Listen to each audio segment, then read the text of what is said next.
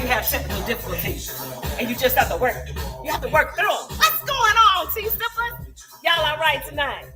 Y'all all right? I see y'all coming in. Make sure you go ahead and share that live. We are cooking. We are cooking. We're coming through loud and clear. I am super excited about this show tonight. Super excited. If you guys have been following this show for any length of time, the person that's coming on the show tonight is not a stranger at all. I've been doing this show 7 years now, and Drew Alexander, the Phenom, was one of the first. He was in that first group of people that I had the pleasure of interviewing. So tonight I am extremely excited to have him in the building. So guys, go ahead and share this live. I'm going to go ahead and share it a few times. I know that Drew can hear me, so I want him to go ahead and share it a few times to his people. We need people in the building for this live. Hello, Vanilla Drop. I see Chicago is checking in. Hello.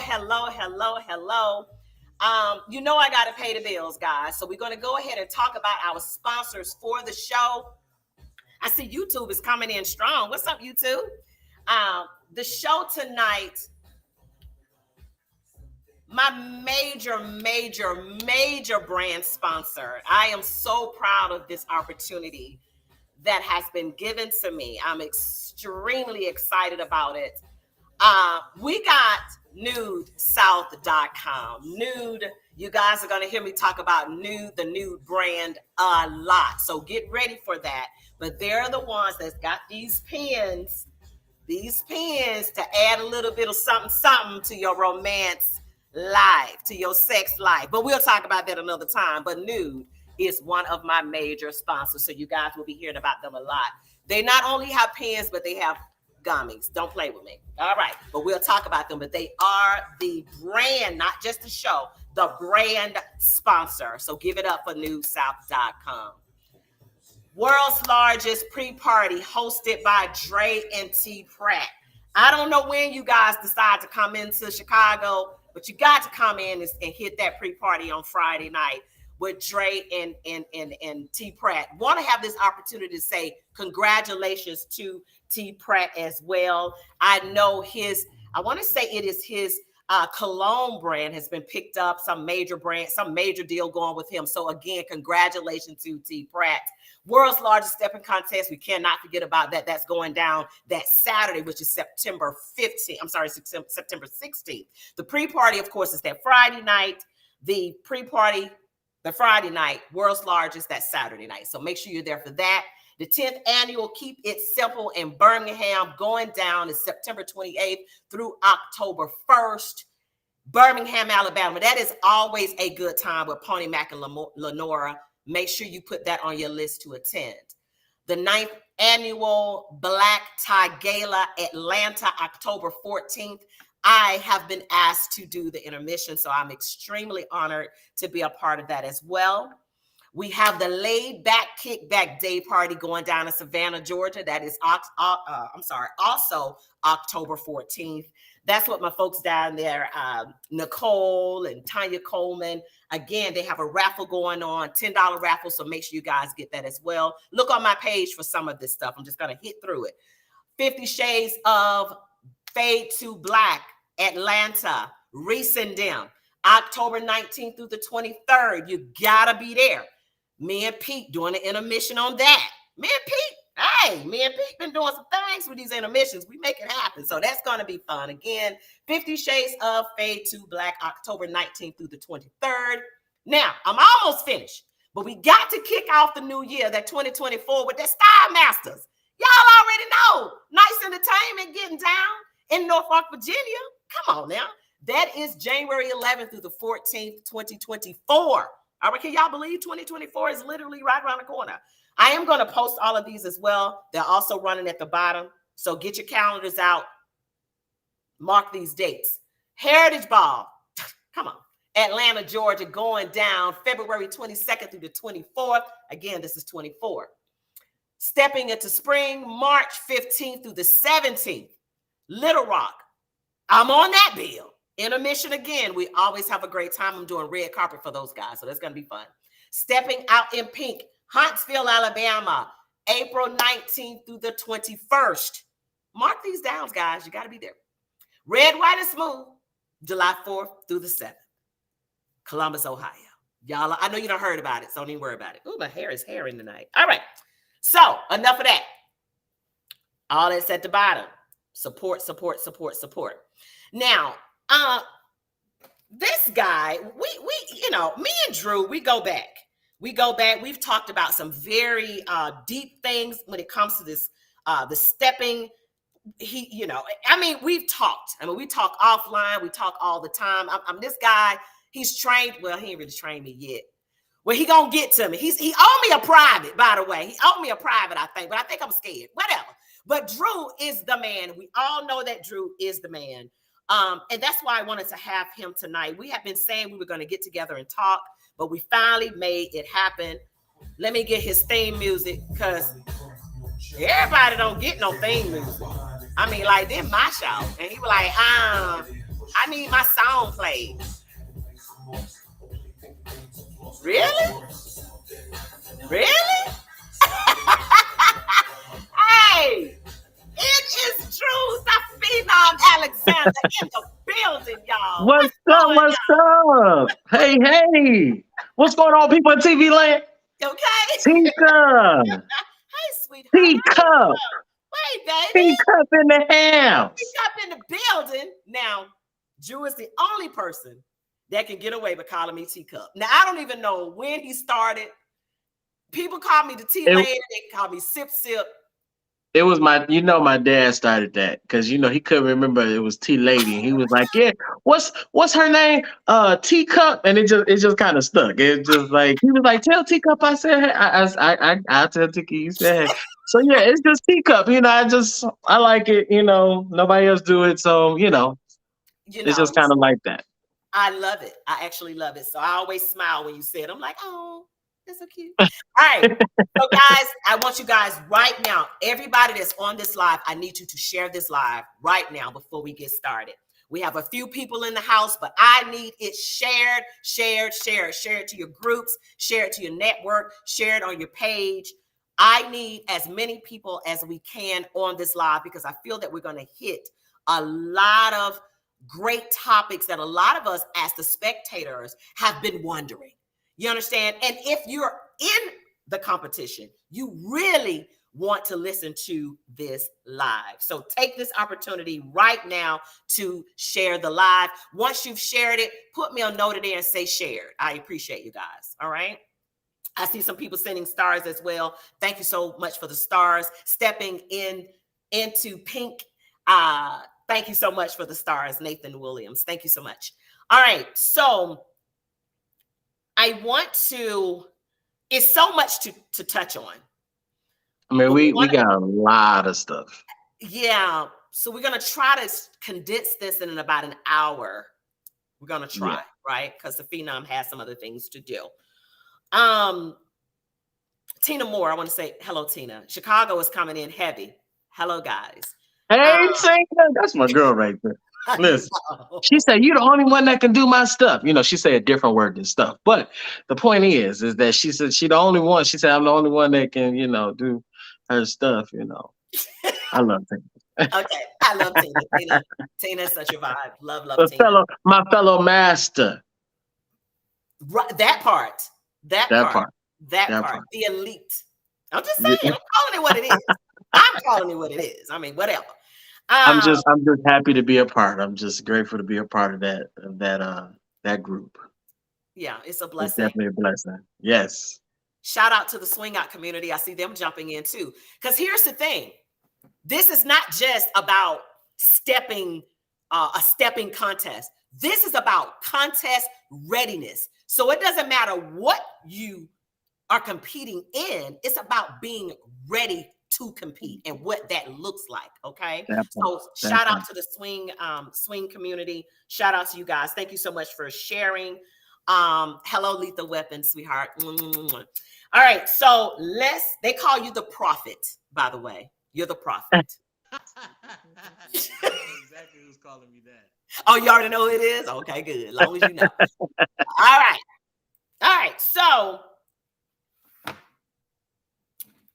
we have the world's largest steppers contest coming up September 16th, Chicago, Tinley Park, brought to you by the Majestic Gents. Thank you guys for continuing with this contest every year.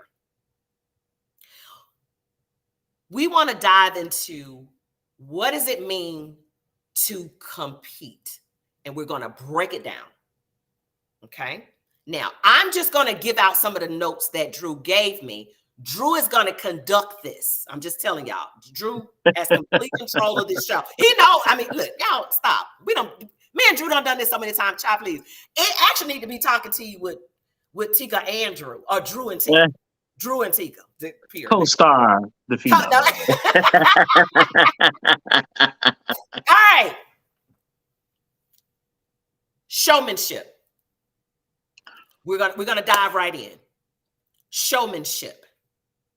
Because that's one of the categories that you're judged on.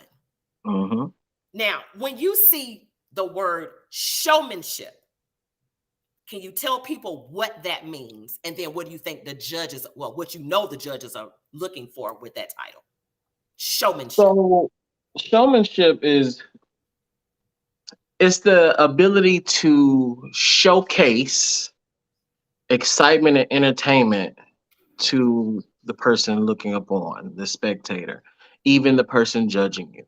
And so, what that means is that you have to have a level of excitement, you have a level of pizzazz, you have to present yourself in a fashion that is loud enough to be heard and seen. And so, when you get on the floor, it has to grab the attention of the onlooker. It has to be able to grab that attention. And if your showmanship and um, uh, your ability to tell a story, like that's very important. With whatever your music is playing, with how you have the musicality that you have, all these things go towards the showmanship of what you do. So if I'm looking, you have to be entertaining. Can you hold my attention? Because I got ADD. So if you ain't holding my attention long enough, I'm Mm-hmm. over here somewhere, right? And so you got to be able to hold the attention of the person that's of the people that's watching you dance.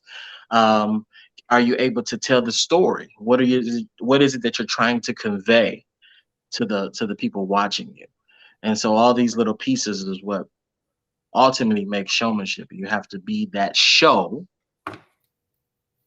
and you have to be the man, and Mm. you got to control and drive this ship. Have the show, be the man, woman, and drive this ship the way you want people to know what it's supposed to be about. Showmanship. So, for the people that have been watching the world's largest, me at about 7 years. I mean, of course, there are people on this live that have been watching it forever. Uh, way back. You know what I mean? So they've seen show, right? Hmm. And a lot of them will say the show part has been watered down.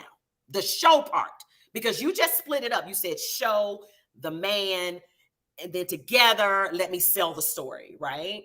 Hmm. A lot of people say it's been watered down. Some of our older people, older heads, has been in it a long. Not saying they're old, but they just been seeing Hmm. the transition of this particular contest.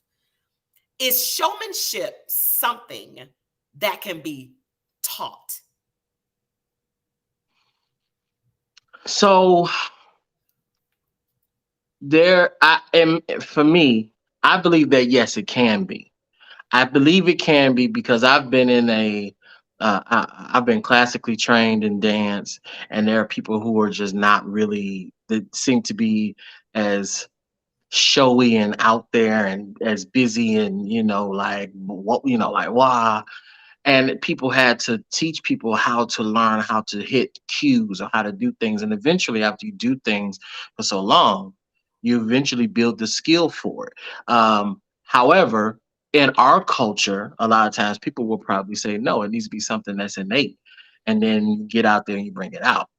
I think that showmanship also, what tends to happen is that if you lack confidence, or you don't have enough confidence of the person next to you, then that person will drown you out.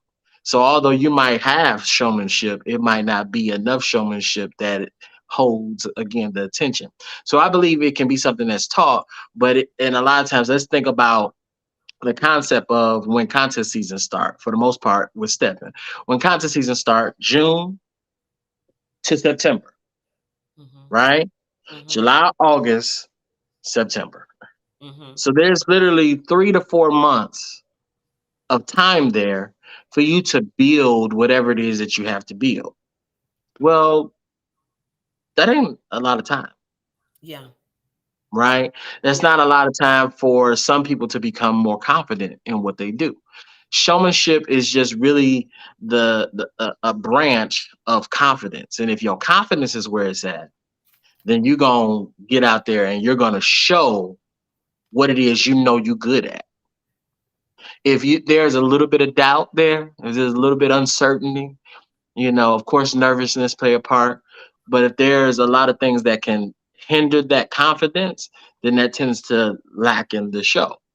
The other concept, and you talk about like the older heads or the professionals that have been doing it a while, and they say that the dance has become, the contest showmanship has become a lot watered down. It's because the contest originality has become watered down. The originality of the dance is not what it used to be. And so Mm. because we're not, let's just take contest out of for a quick second. Okay. The dance in general, all over the country, has been watered down. So what you think a contest gonna be, Yeah. That's right? real talk. So the contest is just a small piece, all right, of the whole thing, and the whole thing being the dance itself has been watered down. How we teach it, how we learn it, how we apply the things that we learned or did not apply the things that we learned, the information that we get, all these different things. When we get out there and it's time to compete, what do you have in your arsenal?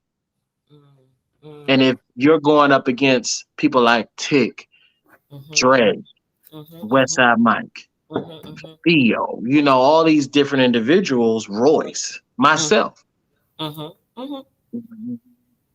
what do you have that is comparable to what we have when it comes to putting in the work to really gain the proper originality of the dance? And which is why when you see individuals like myself, Tick, Westside Mike, Royce, our showmanship is always on 1,000. Yes. Is because we're Yes. extremely confident about the originality of what it is, not only the originality of what the dance is, but the originality that we implement into the dance from ourselves. So it's just a confidence thing. But the dance has been very much watered down. And people are So the agreeing contest with has that. been very much watered down. You mentioned music. You kind of touched on music. Mhm. And when we were talking offline, I mentioned, I think you were walking, something you were doing, and you pulled a classic. Like, what was the song? Was it what was the song? It wasn't unforgettable. What was it? Oh, no, yeah, it was unforgivable. Was it Yeah, Nat King Cole, Navico, yeah. what?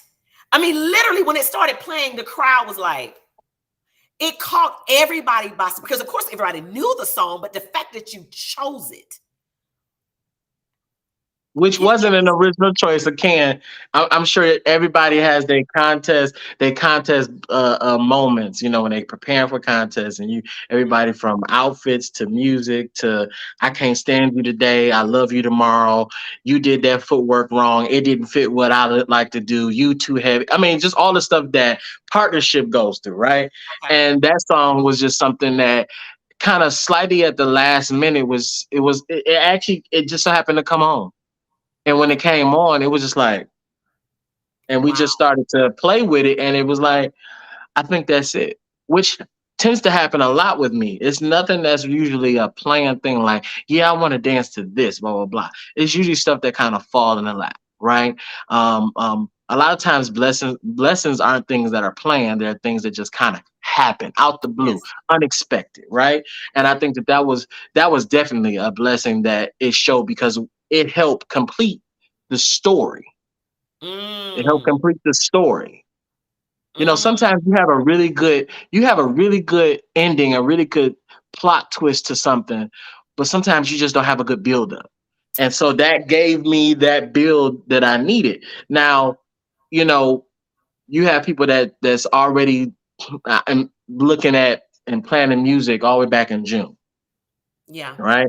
Hmm. If I plan something back in June, I'm gonna switch it about 10 times before September get here.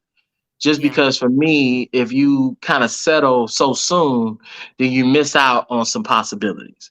So music is very, very important because it's also telling the story. However, what too many people tend to rely on is the music. Be great at understanding the music that's within you Mm. so that Mm. any music that's played, you know how to marinate in. You Wow. know how to make, look, and feel like it belongs to you. A lot of times, and we talked about this offline, a lot of times when people get out here and their music don't get played, they get Yeah. upset, they get discouraged, they now their whole game plan has changed, they Mhm. dance different. Because now And they're so upset because their song wasn't played. So now they're thrown off of their square. they're off. Hmm. For me, as much as I might want to hear the song that I might have chose, if I don't get that song, I'ma dance as if your song is mine and whatever other song got played is mine too. You Uh, have to have it in that concept. When mm, you can sit here and say no song matters because my dance will speak for itself mm, regardless of the song that played. that's good. However, let's be honest, because this is Okay. honest. We're talking. This is honest moment, right? It is. Absolutely. Let's be honest. Some people's dance need music. My dance don't need music. My dance is music. Ooh, that's good. Ooh, that's so And I good. say that in the sense that when you watch certain individuals like Tick, when you watch people like Sherry, when you watch people like Lady Margaret, Royce, all again, I'm mentioning all these individuals who are giants in the game, Hmm. Reese, Tina, when they dance, they were music. So it Mm, didn't matter what song they danced to. It don't wow. matter That's what good. song we danced to. That's good. Because when it's said and done, I'm gonna kill it regardless. That's real But good. so many people's dance is wrapped up in what they already preconceived to be. And then when it's not, they don't have anything to hold on to Wow. because they're not as confident in their dance as it should be. Ooh, that's good. And a Ooh, lot of that because, again, they lack the originality of mm, what the dance is, that's good. which then folds out or unfolds out into not being able to show the dance properly to present itself in its most entertained fashion. I've literally been observing the contest and I could tell when that couple's song wasn't played. Their whole energy changes whether their song is being played or it didn't get played. Like it's a Mhm. you can see the difference. Like, oh, that must be their song because they getting it in. Let's talk about Mhm. getting it in. Now, let's say that I have the faster song because from my understanding, they try to give you the three different tempos, right? But I guess Mhm. it depends on who submits what, right? So let's say my song is played last. Is it safe to say for the first 2 minutes or them other two songs, You I'm got just real chill. You got real chill. It's safe to say, and I'm gonna tell you how it happens. It's safe to say that until your song come on, you ain't doing nothing. right? Because what you want to do is you want to show your best stuff when it's your song. Hmm. Mm-hmm. Your best stuff happens when it's your song because you know the groove, you know the rhythm, y'all feeling it, the fingers go up. It's like, yeah, we getting it in. Mm-hmm. The dance almost over. The energy is gone. The judges didn't already mark their scores. Mm. The people then watched you for two and a half minutes. They talking. They on. Let me get the wings over there. Uh-uh. Uh-huh. They Uh-huh. getting up in the middle of your performance and walking because you're not holding that attention because you waited until the end. Westside Mike told me one year. He said, Mm. "You know, some young man, you are an amazing dancer." He said, "But you get to the game late." And I was like, "What you mean?" He was like, "You know, you're really good, but a lot of times you don't start getting it in until it's like later in the game. And later in the you got 3 minutes, and that last minute and a half is when you want to go hard." Mm-hmm. He said, "Don't do that no more. The Mm. moment that song start, whatever song it is the moment you go in. When your foot hit that stage, when you go up them steps, when As they soon play as that. that song hit, you go in. Mm-hmm. Mm-hmm. Don't wait. Don't wait till it's the right moment. Don't wait until it's your song because your song might not get played first. Don't wait until you finally hear the audience make a big hoop wop and then now they wanna blow your energy up. You need to come out the gate swinging, and whoever get hit just get hit. Love it.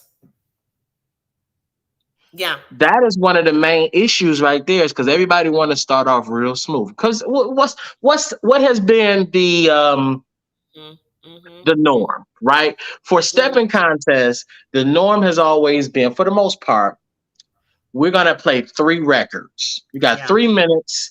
We're gonna Yeah. play 3 records for the most part. Mm-hmm. Mm-hmm. Slow, medium, fast, Okay. Uh-huh. right? That's the condition. That's the That conditioning. that's for the most part the condition. Now it doesn't always go like that because again, when you got people picking their own record, the first person might pick something that's like Boogie Nights, Yeah. right? Yeah. And then the second person might pick something that's Mm-hmm. uh Mm-hmm. lights, camera, action, Mm-hmm. Mm-hmm. Mm-hmm. Mm-hmm. right? Mm-hmm. You don't have time to build, which brings me to this point: prelims. Yeah. You always get this prelim that is, oh, I'm gonna go out here and just give them a little something, and then I'll save my 100% for when I get to the contest, Yeah. Yeah. right? Yeah. Yeah. You ever Mm-hmm. heard you ever heard the saying, practice how you play? Absolutely. Absolutely. Which means if I'm playing hard, my practice need to be hard. As a Mm. matter of fact, if I practice hard, I play even harder, Mm. Mm. Well, right? the fear is I don't want to show you my stuff because I got this thing I'm gonna be doing. Then you don't need to get on the contest floor. You don't need to get on the contest floor because you say you don't want to show me your stuff, and you get out there on the floor and you show me the same thing you did when you was at the club. So what's new, right? Yeah. And do you know why? It's because people, when they get on the floor, once your adrenaline start pumping, you don't have time to think. Yeah. So your body is going to do what it's accustomed to doing. Unless you have truly practiced and your muscle memory is so far so educated, is your muscle memory is just so down pat that when you get out there, whatever that special movie is because your body has been so conditioned to doing this so much. Okay, cool. But that hardly happens because you hear people every year, oh man, he just went out there and danced the same dance he danced at the 50. That was the Yeah. same dance he did at Ellery's. Right. Right. Right. And why do you think that is? Because why do you think that happens? Because what else you got? Because your muscle memory is what leads the dance. Mm-hmm. Contest is not a thought process. Competing is not a thought process. Competing is a muscle memory process. What you're conditioned to do is what you're going to do. No ifs, Mm, ands, or buts about it. mm. What happens when you get on that contest floor and you start thinking? You start repeating yourself. You start doing the same move, or your stuff is real basic. Because while your adrenaline is pumping, the moment that contests start is the moment that contests end. Because when you get up there, it's like that, and all of a Yes. sudden, like, Right. hey, it's time to walk off the floor already. I didn't do my one little thing I had been wanting to And do. that's Yeah. exactly what they said. Oh man, I didn't get a chance to do this. We've been working on this, and part of me like, you didn't even do that thing you said you was gonna do, and da da da da. None of that is gonna be the case when you're having to think about it. Mm. That's why I don't teach people the special moves. When I'm if I'm ever training somebody for a contest, I don't train them to dance for a contest. I train them to dance for themselves. So when they go out and actually compete, they use what they have innately to go out there and do what they do. The contest should just enhance what you have inside. Mm. That's what Mm. contests supposed to do. Contests enhance what you have inside. Mm-hmm. So Mm-hmm. you can see when somebody do something in the contest and it seems a little bit different than what they normally do, that's because they've been working on that. Yeah. It's not a thought process because their muscle memory is already Mm-hmm. working. Mm-hmm. Mm-hmm. Mm-hmm. Mm-hmm. Backtrack. Prelims. You want to give me 50% dance so you can give me 100% dance, right? Yeah. And I'm gonna say this, and again, this is when me and you get to talking, this is all real. Do So your thing. again, I'm gonna say, and I hope that nobody takes this personal, It's okay. but I mean what I mean. Yes. There's a reason why you don't win the contest because you don't do the stuff that me and Tig and the Doc and the Royce and the Dre, you don't do the stuff that we do. Because while you going out there and you dancing 50%, we didn't dance 100% at the prelim, so we can dance 200% at the contest. Ooh. Ooh. Ooh. And then you wonder why we win all the contests every year. The Because it's same people fixed. win every year. Because it's fixed. Oh, of course. Yep, exactly. You know what I do? I go and fix and tune my engine up every chance I get. You're absolutely right. It's fixed. Come on with it. It's Come on. absolutely fixed. Come on. Come on. I Come on. constantly go into my shop and I constantly work on my craft like Nice. nobody else is Yeah. gonna do. So Yeah. when I get on the Yeah. floor, it reflects that. Wow. Now, I'm not gonna sit here and say there aren't politics in the contest. Of course they are. Everybody knows that In that's the any case. contest, right? In Mm-hmm. any contest. But Yeah. guess what? There was a point in time when I was the up and coming and I was the new person in, and I had to work my behind off to get to the point where I was able to be considered up here. Right? So Mm-hmm. why is it that nobody else can do that? Why is it that I have to step to the side to let somebody get to my position?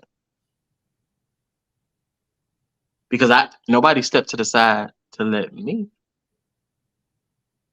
And we talked about that, right? We kind of talked about that some years back, actually. And I know there used to be like an out of town category, and there's be all these other type of categories that I guess were to try to level the playing field, I guess.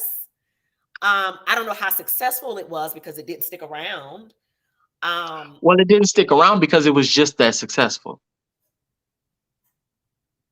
It didn't stick around because it was just that successful.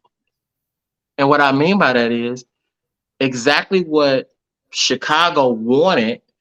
And what they did was go out and teach out of towners how to do this dance.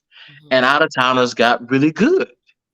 Mm, We mm, got tired of beating ourselves. And it made sense to say, hey, let's put the out of towners up against the Chicago. And now you got cities like Atlanta tearing heads off right now.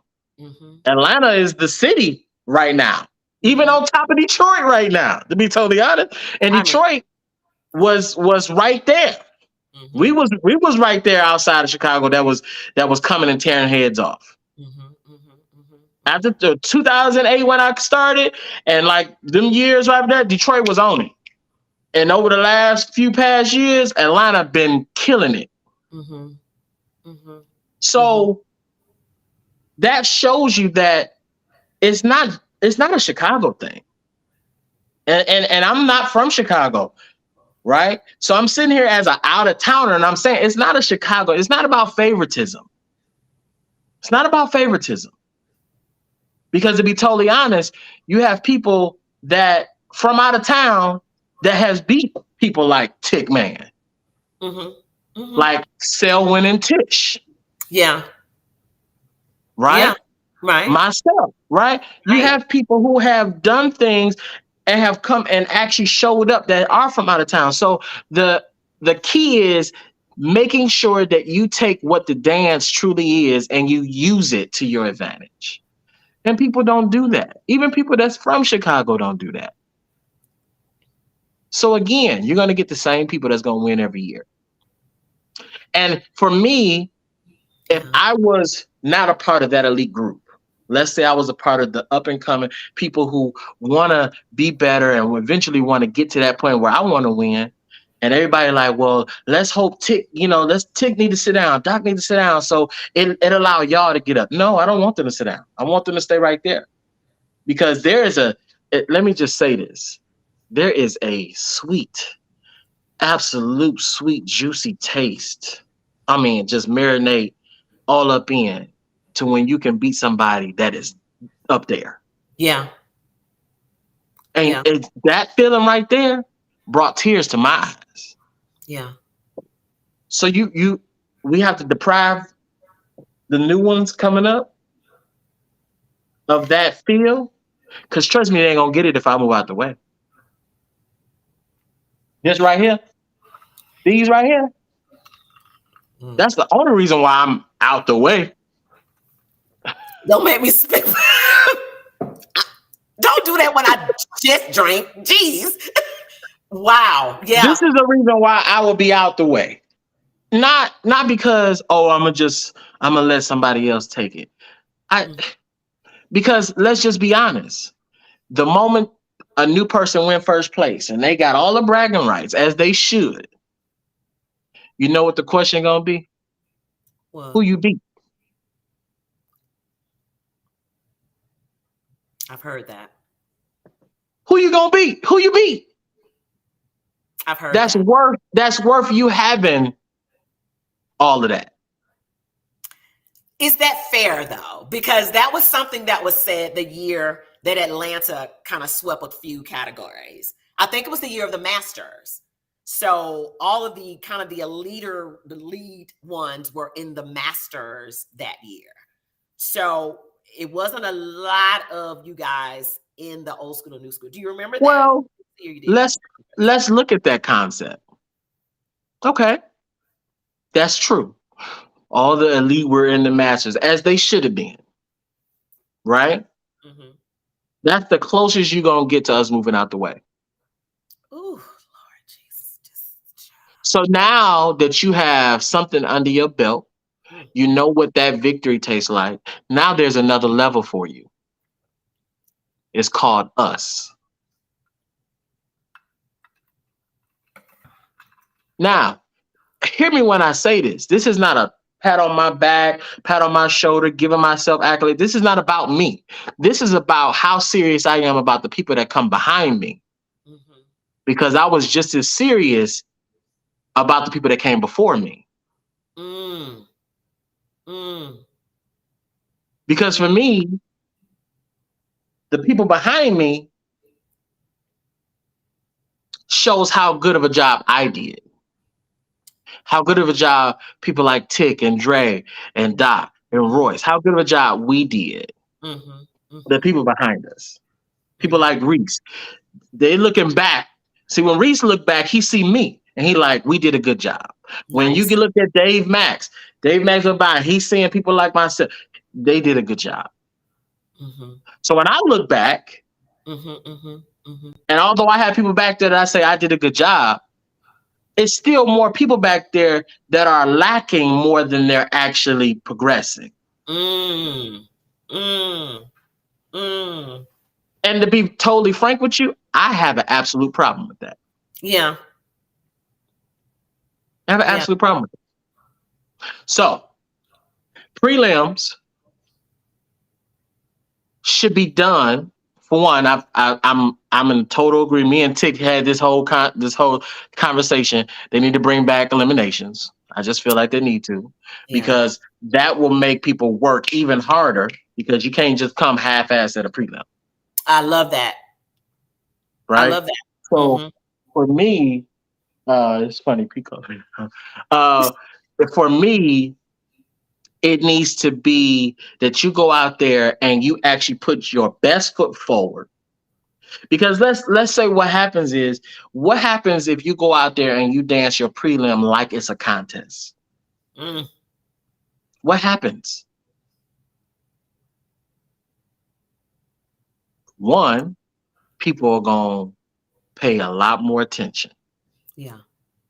People Yeah. are going to some going to even become intimidated a little bit more, probably than they was.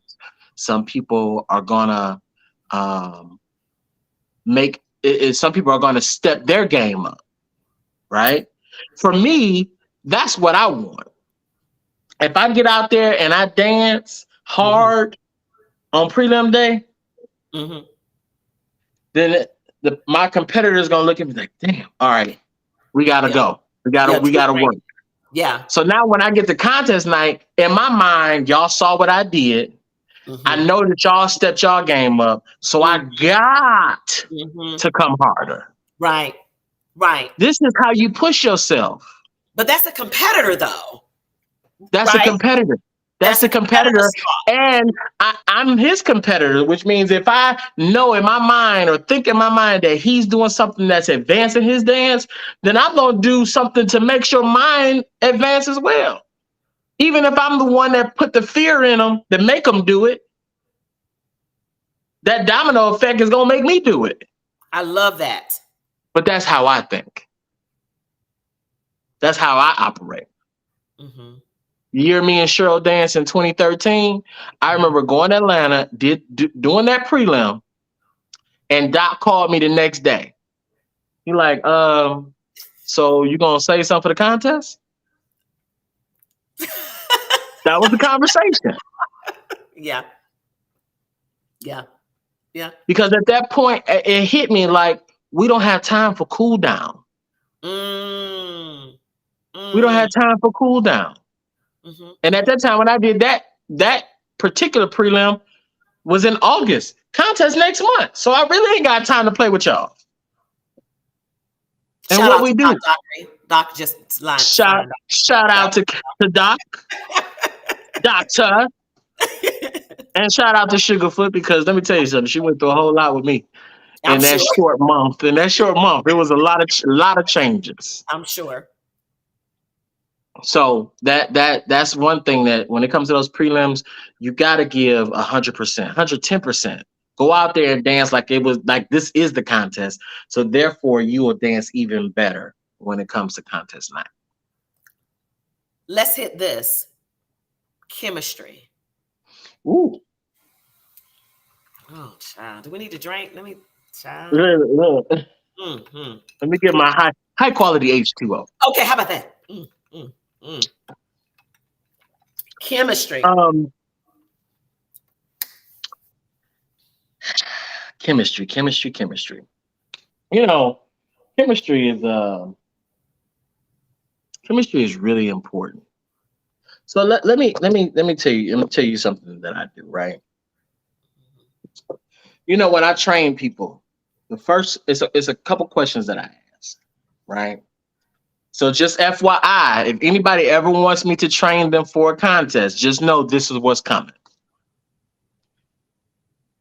My first question that I ask both people when they're together is if do you feel that you and your partner, without a shadow of a doubt, have that you and your partner when you see your partner and you know this is the person you're gonna go up there with, that you know with that partnership you have the absolute chance to win. Ooh, God. Ugh. And I said I'm gonna go even deeper. Yeah. I said just think about this. Do you feel so confident in Mm, the person that you're choosing to dance with that mm. if you were to go up against folks like me, Tick Ooh, Mac, that ain't Westside Mike, that ain't Roy, that ain't Doc, fair. I Ooh, mean that just ain't. saying, but Oh, if do you feel oh, that you can take us? Do you oh. feel like you can beat us?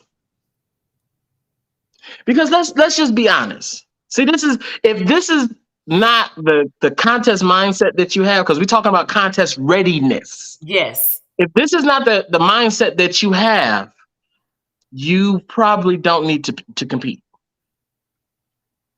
My God. When I get up there and dance, Yeah. in my mind, in my heart, in my soul, in the pit of my stomach, there Mm. is nobody that can get in my way. Wow, Drew. Wow. Wow. There is nobody, Wow. right? And guess what? Mm. That's how I feel without a dance partner. So if I add somebody to this equation, Wow. That's so good. That is so good. then I have to really feel like this person partnered with what I do will present in a fashion that nobody else can touch. Wow. Wow, Drew. I don't care how long you've been dancing. I Mm. don't care if this is your first contest. Mm. I don't care if you've been dancing 20 years and this is your 1500 contest. Your thought process getting to any competition should be I am taking first. I don't care who's in it. Wow. I don't care. Oh And my God. so I asked the question, do you feel that your partner is the best fit for you to be number one? Wow. And you know, sometimes they have to be honest with themselves. As a matter of fact, all the time they have to be honest with themselves. Mhm. Because I'm gonna sit here and I can gauge by how you answer whether you are confident or you are uncertain. And if by chance you are uncertain, then I tell you that you have some work to do. Because for me, picking a dance partner, I'm I'm very specific. I'm very picky. Um, I am uh, I am that person that if I feel at any point in time you could be the demise to my first place win. And I said it that way because for me, if it's not first, then it's Wow. Wow. I'm not talking about what the Wow. actual result will be that night of. Mm, because mm, I've won seconds, won thirds, or haven't placed at all. mhm, But the mhm. point that I'm making is going in, I need to know that I have the right type of feel and chemistry with this person. Wow. That Wow. without a shadow of a doubt, I'm Wow. able to go up there and win first place. If you do not have that with your partner, your chemistry ain't what you thought it is or what you think it is. Because I think a lot of times people have good chemistry in the club at Ellery's, right? At the 50, they done been videotaped, folk be videoing them and they be getting it in because their chemistry is on point. But that may not necessarily be your contest partner. True. Is that safe to say? That's safe to say. But it also could be with work. Because if you got chemistry, you got chemistry. There's nothing you can do about that. If it's you, I got chemistry that I never thought I would have with some people. I Mm-hmm. mean, just like out the blue. Never thought I had chemistry with this person. But you Yeah. have the chemistry. There's nothing you can do about that. But the question is can you take your chemistry and can your chemistry progress? And translate on that stage too. Can Mm-hmm. it can your chemistry show? Mm-hmm. Mm-hmm. Mm-hmm. Can it show and can it be loud enough for the people in the back? Because let's think about this. The way I'm looking at you right now on this screen, when them judges sitting 40, 50 feet back, they look exactly like that, watching y'all dance. You look this small. Mm. So you need to do something that looks that big. Like get red hair. I mean, I'm just saying. Yeah.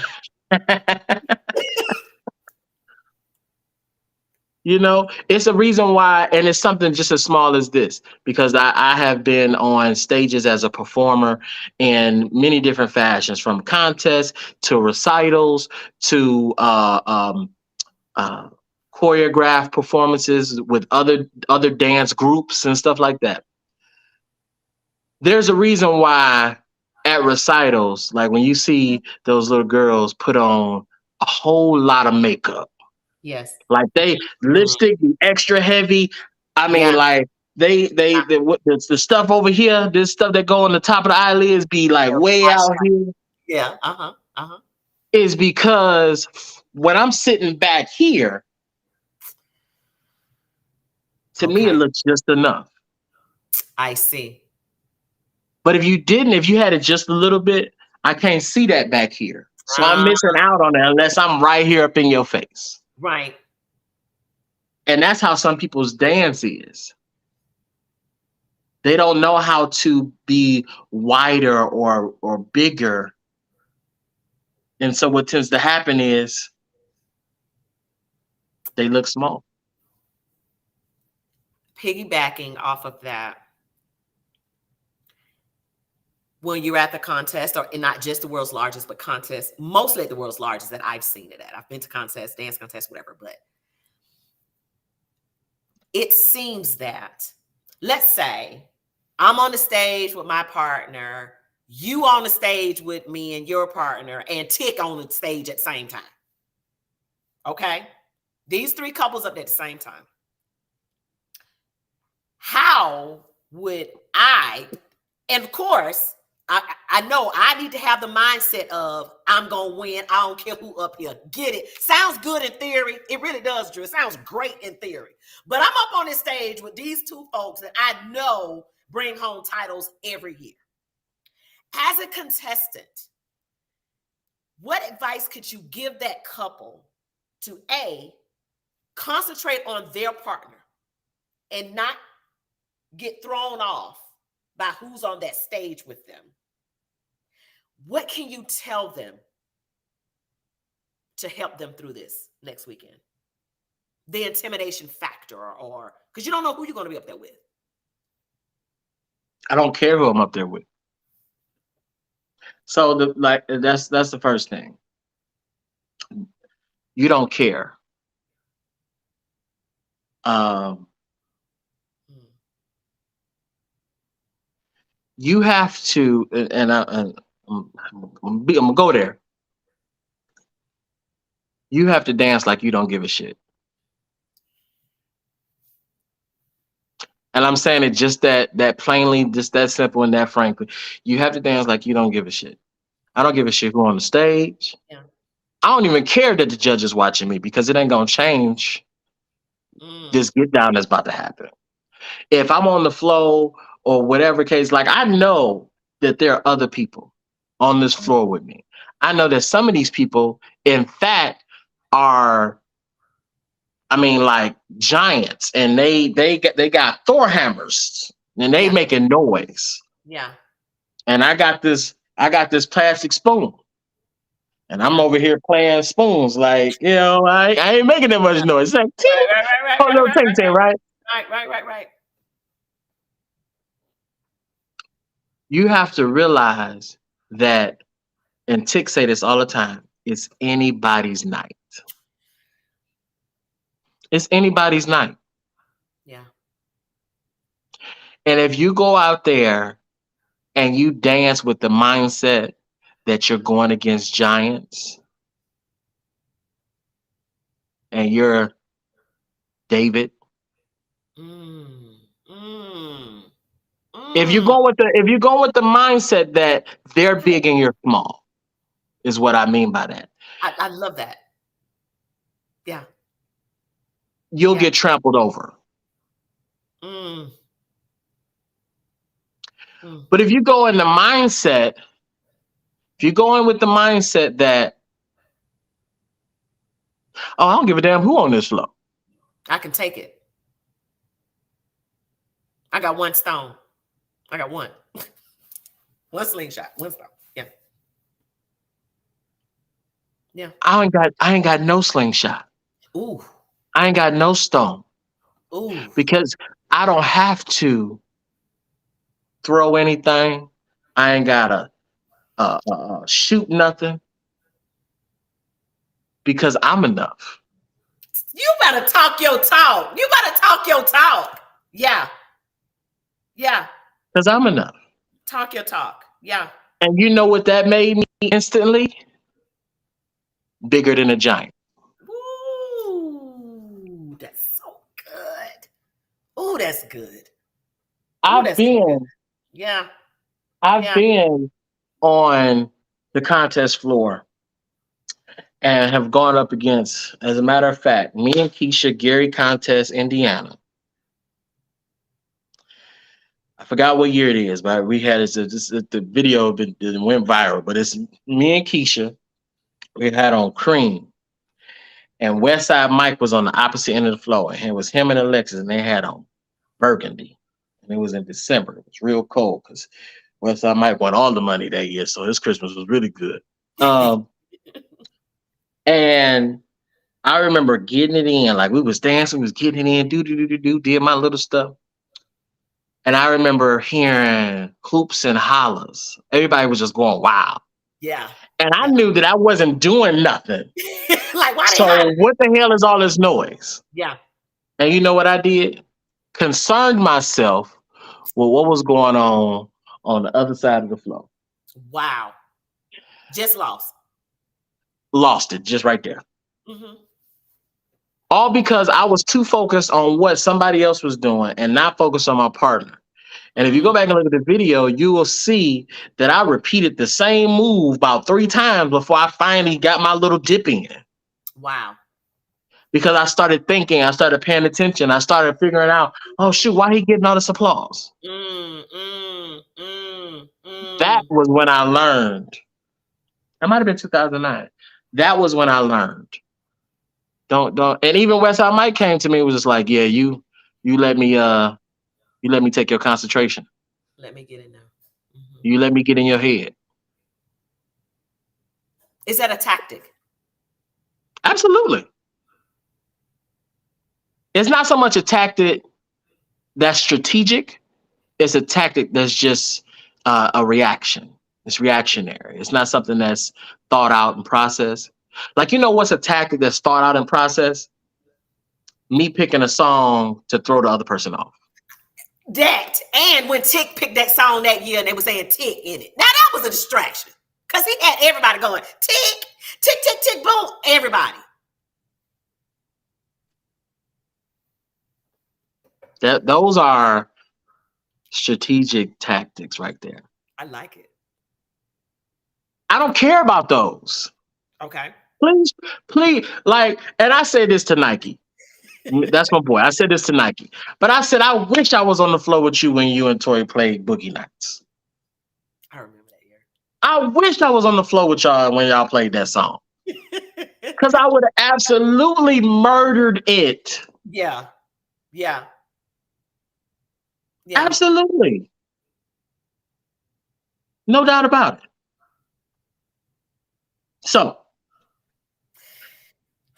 there is strategy. There is, people come with this, they come with that to try to throw other people off. But a lot of times, what tends to happen is, and I've done it before, I've played some music to try to throw other people off. But then, with trial and error and just things that you realize, it's like, you don't need to do all of that. It's really it's a very simple process. Stepping in itself, as complicated as it is, it's very complex. Why take a contest and make it even more complex? You don't need to. Simplify it. Go out there and dance your heart out. Believe in what you do. Know that you can be number one. Be a giant, regardless of the other giants that are there. Know for sure that you and your partner have what it takes to be number one. And if you don't know for sure, then you probably shouldn't dance. If you don't feel that you and your partner, I can respect the person that say, you know what, I just don't feel like we're ready. Let me tell you right now, and I'm saying it, Drew the Phenom Alexander is saying it. Yeah. Don't get in the contest for fun. Because the what's important about a contest is that it's competitive. You get into a contest to be competitive, to compete with competitors, the competition. Mhm. It's not about having fun. However, you can have fun while being competitive, but you don't get in the contest with the mindset, oh, I just want to go out there for fun, just this and that. Mm. Wow. Because you've already lost. You have already lost. You are no longer a thought Wow, Drew. because you're up there Wow. having fun. You're Wow. having fun. Mm. You're having fun. While everybody's up there like it's life and death. And I'm not saying it's got to be that serious, I but understand. if you're serious about what it is you're going to do, it Wow. will reflect that in the results. It will reflect that in the result of your dance. You can see the ones who go out there and they leave it all on the floor. Yeah. You can see the ones that's just out there having a good time. If your goal is to go out there and just have a good time, then you don't have the right mindset to beat me. Oh, God. You don't have the right mindset to be someone like a Westside Mike. Because that man danced like, oh my. Because Mike is going out there to cut your throat. I promise you. Even at the club. I mean, if he dancing, he trying to knock you out. Like for real, for real. Like he dancing. Like for real. Drew, how Tika. being in the right category. Being in the right category. That's a big one. That is a big one because oh God, yeah. Let me just let me do this. Mm, mm. I need 2 sips for that. Okay, fine. Mm. Um, I need 2 sips for that one. being in the correct category is critical every year. Now, Drew, I want to break down. We know what walking is. We know what beginners. We know those. Old school. Old school, original. What is, if you can, just give me a little bit of what, if you are in the old school category, because you've won every category, so you can speak on this. If you are in the old school category, what is the criteria for the old school category? What are they looking for? You know, let me say this because I have to rearrange how you ask that question. Okay. Because you're saying what's the criteria? And to be totally honest, sadly, it doesn't matter. It doesn't matter. Okay. It doesn't matter what the criteria is. And the reason why I say that is because sometimes, and again, I'm just having an honest moment. Sometimes the criteria is not considered when people are on the floor. It's not considered when you might have certain judges judging certain categories. If you could be an old school dancer, but you really like new school stuff, you can be a new school dancer and you really appreciate old school stuff. And so you might not look at certain things with a very strict eye. Now, instead of me saying what it is or what it probably should be, I'm gonna give you my concept of what old school and what new school is. There are going to be people who are not going to agree, and then you're going to have some that will. Seeing that I have won them both, I think that I have a good understanding of what it is. And so for me, if I'm judging a contest, new or old, I'm going to have a strict eye on what that means for both. And if I see one bleeding over into another, for me, that's a markdown.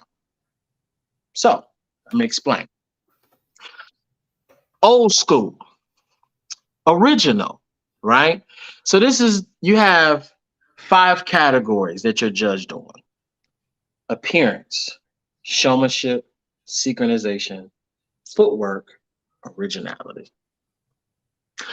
Now, I'm gonna start with originality. So in old school, for me, when I see somebody doing old school, when I look at like a, a Pat Evans, right? A Foxel, or like a Belinda, right? Or I'm looking at Auntie Danby, right? Mhm. When I look at old school dancers, and even like a Tina, right? I Mhm. look at old school dancers. What you see is originality. Originality for me has two parts. Originality, the first part and the most considered part, is, are you showing me the dance in the best possible, purest form that you can? Meaning, as an old school dancer, the purest form to the dance is that you maintain the full structure, the full pattern of the dance. That means 1 through 8, if we were talking about numbers. 6 count, if we're talking about numbers. 1 through 6. If we talk about kick, kick, cross, cross, whatever your concept is of how you view the dance from a basic standpoint, are you showing me the original way or the originality behind what the dance truly is? That's one. The second part of that is, how are you showing me while doing the original part of the dance? How are you showing me your natural create and personal creativity on top of? So your originality, your original uh, um, process of how you implement your personality to the originality of the dance. So it's a two-part right there: originality of the dance and how you implement yourself, your original self, to the dance. Right. Okay. So a lot of times when I'm watching people do old school, I see a lot of skipping beats. I see a lot of, no 7/8s. I see a lot of, combinations that don't have the fluidity of a constant patterned flow. They a lot of misdirections, a lot of, I rap you here, I take over here, I skip the beat over here. Whereas in old school, it's supposed to be that it's a full out dance. One of the things I remember T Pratt talking about, we talked about the difference between old and new school, is that new school lacks style because they focus more on the movement of everything. The turns, the combinations, the movement, the pizzazz, the tricks, the dips, and all of that. Whereas with old school, focus more on the style and the finesse and the groove and the look of the dance, and not so much on the turns. Although you have old schoolers who are very much great turners and great spinners, but they dance through everything, which means that their style shows more. They don't sacrifice their style to move a whole lot. You Wow. see more groove, you see more flow, you see more originality in you see more personality. When you see old schoolers get on the dance floor, a lot of people say, well, I can't tell the difference between the old schooler and the new schooler when they get on that competition floor. And that's because there is no line that's although there is, there's one there, but it bleeds over a lot because there are people that, yeah, you might have good footwork, but then if you couldn't do a turn, then you realize you only got a little bit of footwork. You don't have as much footwork to last 3 minutes of a dance, Ooh, yeah, yeah, right? To where it doesn't look like you're just doing the same stuff all the time. We know we have some people that's out there that look like they do the same stuff every single time they get on the dance floor, yes, right? You hear yes, every year, oh, this person, it just look like they do the same thing. It just look like she do the same stuff, right? So in order for them to feel like they're doing more, they have to start implementing more of this. ah, So then you yeah, have the synchronization. The synchronization, if I'm talking, and again, this is all old school. If me and my partner are in front of each other, we need to look like one. There are things, if I do a turn, you do a turn. If I move up, you move up. If I move back, you move back. If I sway to the side, you sway to the side. If I do a shuffle, you do a shuffle. It doesn't have to be things that are planned. It just needs to be that you pay attention to each other and y'all know each other well enough to recognize when you see certain stuff starting to occur, then you know how to adjust and react to it. So when a person is looking at the two of y'all, it look like y'all move in unison. It doesn't look like we got a dancer over here, and then we got a dancer in here, and they just so happen to be in front of each other, but they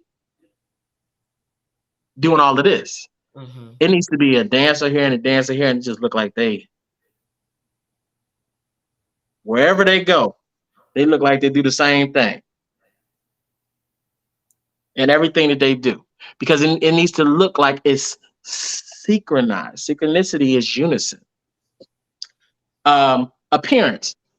A key to appearance is just show effort and what you put together. It is more than just wearing the same color. It's more than that. Now, again, well, I'm gonna get to this point after I say the other two parts. So just make sure that you show effort in what it is that you're wearing, and make sure that it's appropriate to the specific category that you're in. Ooh, I okay. made that mistake. Dig in that for a little bit when you say When category you you're think about when you think about old school, and I get it, everybody has their understanding of what their style is. So everybody has style, but you in. have to look at the when you look at the appropriate attire for a specific category. If I go to an Argentine tango contest, I'm Mm-hmm. going to see the flare pants, the Mm-hmm. glitter shirts. Men will have them open. They'll be tucked in tight way. Like Yeah, you're not gonna get out there in a zoot suit doing tango, I follow. I right? follow. If I was to get into a salsa contest, that culture of that particular dance is what I'm going to utilize. Now, in stepping is a very vain dance. It always has been. It's been about the style, the dress. All right, Yes. it's very Yes. vain. Yes. But when you talk about old school and the dance that fit that, there has to be the appropriate look when you have judges who are looking at the dance as a whole and they saying the appearance didn't match the type of dance. You might have looked nice, so you probably got a 9, but because it didn't really fit the way you dance and all this stuff is what you're being judged on.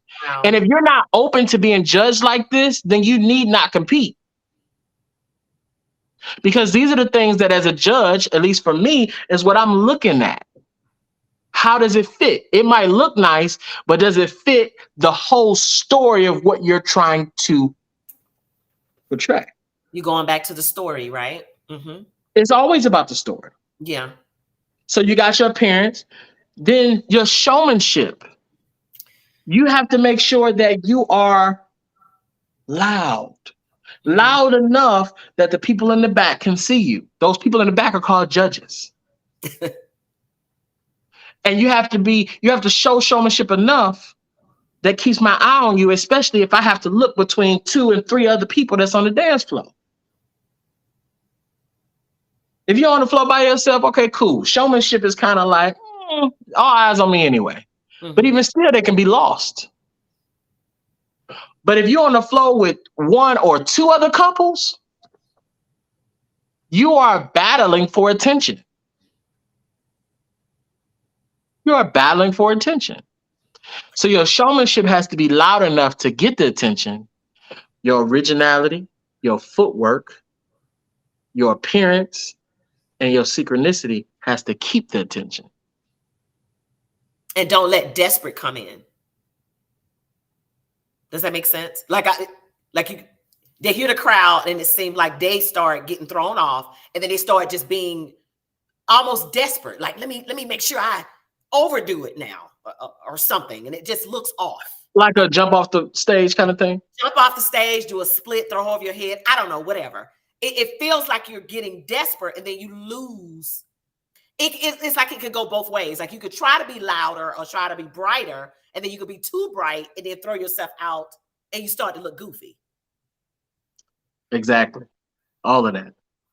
Mm-hmm. So then you go over to a new school. And the new school side, and again, footwork goes the same way for both. Is when you talk about footwork, because that was the last thing, it's just really about making sure that your footwork makes sense to the type of dance that you're doing. If I'm doing old school, although like I have my particular style and the way that I like to move, it needs to look like as it says in the rules, that it needs to present itself in a fanciness that doesn't take away from the dance. Mm, And then sometimes we get up there, it just looked like you just did some stuff. Like it was a stanky leg that just showed up out of nowhere. Out of nowhere, yeah, right? yeah. And so it has to make sense. Now, when you get over to the new school side, you got your appearance. Again, it needs to fit. You can still have a classic look. Now you can kind of go outside the lines a little bit more because it's a category that is more about kind of anything goes. New school is an anything goes kind of category. So now you can kind of go out the box a little bit with your outfit, be a little bit more risque, Okay, right? okay. Um, when it comes to the originality of it. At this point now, you still show the original dance, but you show it within a extended version. And so now I show the dance, but now I show more of creativity and I show more manipulation to the pattern of the dance, which goes into what you see a lot of the combinations and the twists, the turns, the spins, the tricks, the dips, all these things now, right? I got you. Which also goes into the showmanship part of it. Okay. Um, and then you have the synchronization. The synchronization is still the same concept, but because you're probably doing a lot more, it's harder to be synchronized with your partner while you're doing a whole lot with your partner. I Does that make understand. sense? Yes, it Like if does. I'm twisting and turning my partner a whole lot, then it's hard for us to really be synchronized, which at some point in time, you have to show a balance. Because this is how I look at new school. New school ain't new if there's not old school. So for Very. me, is I have to still have an element of old or original to show a base in the dance. So when I'm not new schooling, I still have something to fall back on. That's really good. That's This, really good. this is how I think. That's really good. It makes sense. So when I'm not doing all the tricks and dips and everything, when I come back and I don't have anything else left in my arsenal to do, guess what I got? I still got to Old dance. school dance, right? You still got to dance, right? Still got That's to dance. good. That's so good. That's so good. Yeah. So these are all the things that you have to look at when you're talking about the difference between old and new school.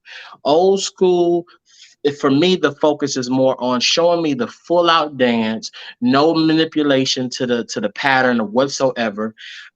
Show me that you can make the pattern look fancy and show me how well you and your partner can groove as one together, right? Mhm. And somebody did that one year against Giants, and it was their first contest and won first place. Selwyn. Selwyn and Tish. Yeah. Yeah. Tish is a Smooth Tivity ambassador, by the way. Oh, well, how about that, Miss Tish? Yeah.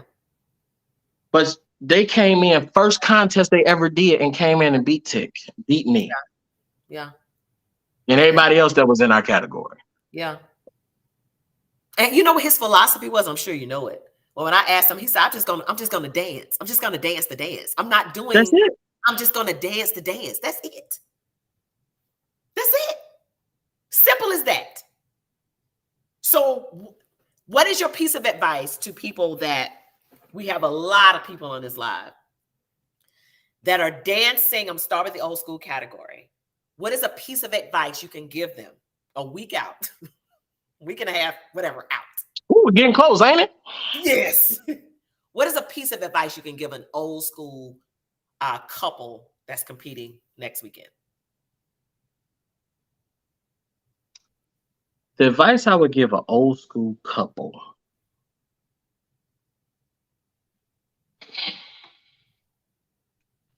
is stay true to the dance,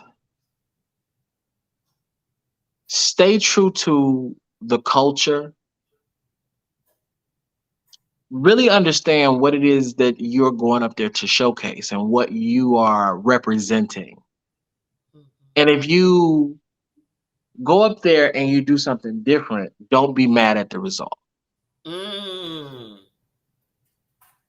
Mm. If you go up there and do something different, the first thing what everybody has to do, and this is for new school too, so I'm just saying this in general. If you go up there and whether you win or lose, I don't care if you win. What they always say a lot of times when there's a altercation or a situation, you or somebody that y'all go through, or somebody's mad at you, or whatever the case is, the first thing we say do is self-reflect. Yeah. Look inside yourself, look at what you did, look and see if there is any possible way that you could have not communicated properly, or that Mm. you did something you probably shouldn't have done, or that you might have overcomplicated a situation when it could have just been very simple, right? And so when it comes to dancing, whether you win or lose, when you come back out of it, before you say, oh man, it is favoritism. They was gonna give it to him. I know I outdanced him and this and that, and then really go back and look first before you open up your mouth, Yeah. which is Yeah. going to lead me into what I'm going to say next. But before you open up your mouth, look at what you did, see what you did, and see whether or not you could have did better. Mm. If you can honestly say like you went up there and you left it all on the floor, like you did it. And then when you go back and you look at what your opponent that might have beat you did, Yeah. Yeah. Yeah. Like, take out you better than this person. Yeah. Treat it as if I just want to see. A lot of times people will come at it a lot different. So what I suggest is that as an old schooler, you go up there and do the dance in which is supposed to be done. If you were in the 70s doing this dance, how would your dance look? Mm. If you were in the 80s doing this dance, how would your dance look? Now you Mm. might have learned to dance in within the last 10 years, Mhm. maybe Mhm. even the last 15. Mhm. And you might have things in your arsenal or in your repertoire that might be of a more contemporary modern version of the dance. But if you're getting into an original category, the contest is called original old school. Mm. What about your dance is old school? Ask yourself the question, what about your dance is old school? And if you can't answer that question honestly, then you probably should have gotten a different category. Wow. Wow. So I just say that the people that's getting old school, I hope that you get in it with the concept of understanding what the dance truly is in its original form and self reflect if things don't go your way. And if things do go your way, continue to self reflect because that'll only make you stronger for the next time. And the same thing goes for new school. Yeah. Piece of advice. Get up there and show me what you've been able to take from the dance and how you've been able to implement the more modern effects that the dance has started to progress with and has started to the changes that have been going through with the dance and evolve into the dance that it is now.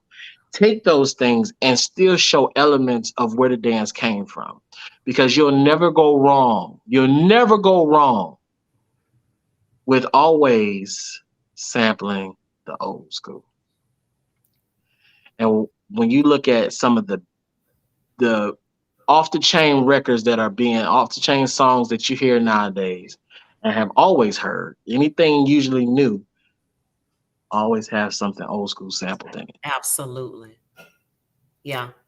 So if you can take from that and sample the old school in what you do, you always pay homage and you show where the dance is going. And with your personality on top of it, you show how you're able to take it in the way that you see it should be taken for you, which means now you're giving me the right type of originality. You're giving me the right type of showmanship. Go out there and dance like you've never danced before. Don't hold, don't wait, don't think about it, don't think at all. Just go up there and react. The moment the First beat. music starts, Yeah. the moment the music starts, Yeah. go in. So I want my new schoolers to go up there and just, for one, like I'm saying this to say, have a good time. Like show a good time while you're on that floor. Because there's nothing like seeing some people on the floor and they just look like, man, they just having a ball. When they on that dance floor, it just look like they having a ball. Yeah. But deep down inside, you on a mission. Yeah. Deep down inside, you on a mission. But you having a ball at the same time. So you're having fun while being serious, Mm. Mm. right? Mm-hmm. Which leads me to this point. God forbid, but unfortunately, it's going to happen. Somebody's going to lose. Yeah. Somebody's going to lose. And when Yeah. I say lose, there's somebody who's not going to even place. And then the ones that are placing second and third lost to first. There's nothing worse than a sore loser. Yeah. There has never been a time, and nobody can ever say Drew was a sore loser. Yeah. Even if I felt like this person didn't outdance me, there was never a point where I badmouth the judges, I badmouth Pete, I badmouth like my partner didn't do what they were supposed to do, whatever. Mm-hmm. there is a reason or an excuse as to why I didn't get it. Because that's bad sportsmanship, Yeah. Yeah. Yeah. right? Mm-hmm. Like the year Selwyn won, I knew I outdanced Selwyn. Mm-hmm. In my mind, I knew I outdanced Selwyn. Shoot, in my mind, I knew I outdanced Tick. How I get third? Now this is Right. just my honest. I'm sharing my Yeah. honest thoughts. Yeah. And I love But it. at Yeah. no point in time did I badmouth Selwyn for winning. Did I walk around with the salty face because Selwyn won? Did I badmouth the judges and be like, oh, they just didn't like me today? I knew such and such had an issue with me. You have Mm. never heard that come out of my mouth. You will never hear that come out of my mouth because it just wasn't my night. And I'm okay with that because I know, at least in that moment, what I did was left it on the floor. So I don't feel bad that I didn't win. As a matter of fact, when I don't win, do you know what that does for me? I'm Oh sure. my God. Yeah. It's gonna be Do you know what undeniable. not winning does for me? Yeah. Oh my God, that just puts a fire under my ass. Yeah. Yeah. That makes me go hard. And then you wonder why when I get to the prelim next time, you like, you gonna leave something for the contest? This is the contest. I Yeah. ain't got no time to be wasting with you Yeah. because I lost last year. Mm-hmm. I'm Mm-hmm. not repeating that twice. Uh-huh. Wow. Wow. So don't It concentrate makes on me it makes me a better competitor. yeah. Because we get that. And I know you gotta go. You have a private, it's literally an hour and a half. I'm doing good. We talking. We good. Okay. Um, I think we kind of touched on this a little bit. In the event that you see a couple of judges up there that you feel have a personal issue with you, is there any recourse for you to take I before? have never had that situation. However, I know people that have had that situation. Okay. And I know that the one thing that I can honestly say that Pete is really good with is that if you bring a situation to him, he will do his best to alleviate it as best as possible. Okay. And so I've heard and have been witness to situations where a competitor came up and was just like, "Hey Pete, me and one of your judges, we kind of have some personal situations, and I really don't feel that that person will be fair to Okay. me on the dance floor. I could be wrong, but I just don't want to take the chance and feel like because that person is up there and I don't do as good as I feel I might have done is Mhm. because of that person. So instead of it being an issue, is it okay that you switch a person out? And he was definitely giving in that situation. He definitely took Okay. that and said, "Hey, no problem." He went and he Made the adjustments or made whatever. the adjustment and made it definitely easier for the competitor to feel comfortable to get out there on the floor. But I'm gonna be honest with you. I've been in a situation. I take it back. I've been in a situation where I knew somebody didn't care for me, Mhm. but I didn't care that they was up there either. I have this concept. I love it. Yeah. The concept is undeniable. I don't care if you don't like me. I don't care if me and you got beef. But when I get out there on that floor, it needs to be like so undeniable that you Yeah. can't have no choice but like, I can't stand it. 10, 50, Yeah. whatever, Yeah. 100, Right. like, and you do it mad, like you break the pencil and everything. You're so mad that you got But you that got to you give got to it give up. me this high score, right? But you got to But give I it up. I want to make it so undeniable in my dance that the person that don't like me be like, damn, he dances ass off though. Yeah, I don't like it. I don't care for dude, but dude he showed out. Yeah. He showed out Okay. to the point where if he see a video and he posted on Facebook, he gonna say my partner name and say, yeah, her partner. Cause he don't like me, but he Right. like, well, shoot, he danced his ass off though. But you know, such her and her partner, Right. right? Right. The point that I'm making here is it's okay Yeah. because if you go out there and you dance, I go out there and dance to win, but at the same time, I'm not going out there thinking that somebody is against me and trying to make sure I don't win. Yeah. Yeah. I mean, people, and I know it's you got shiesty people out there. You know, I'm not saying that you don't, but for me, that's a part of the. If you had to say politicking, if I had to be honest about politicking, Yeah. Yeah. is if you keep yourself Hmm. in a good position in a community, Hmm. it's hard for people to want to do bad things to you. Yeah. And part of the politicking is just that. Yeah. Politicking happens way before the contest season starts. I'm glad you're hitting on this.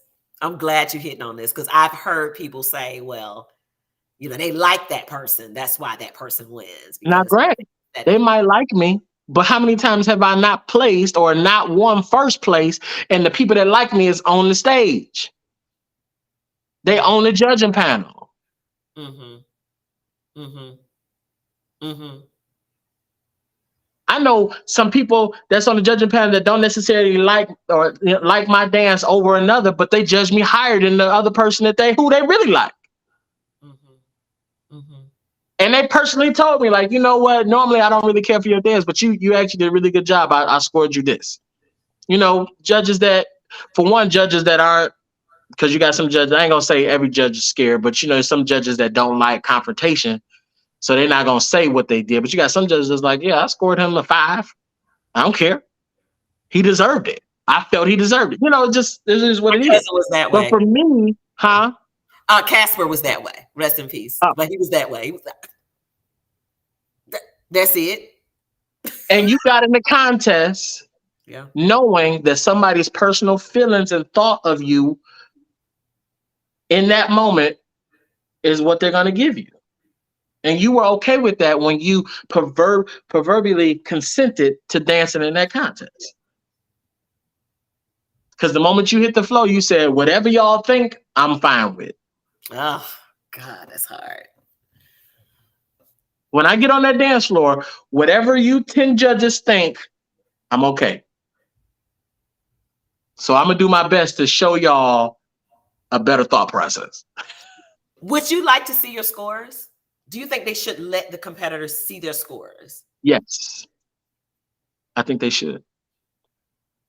I I know think they something should they did because to before. see, for one, it's just a good way to better um,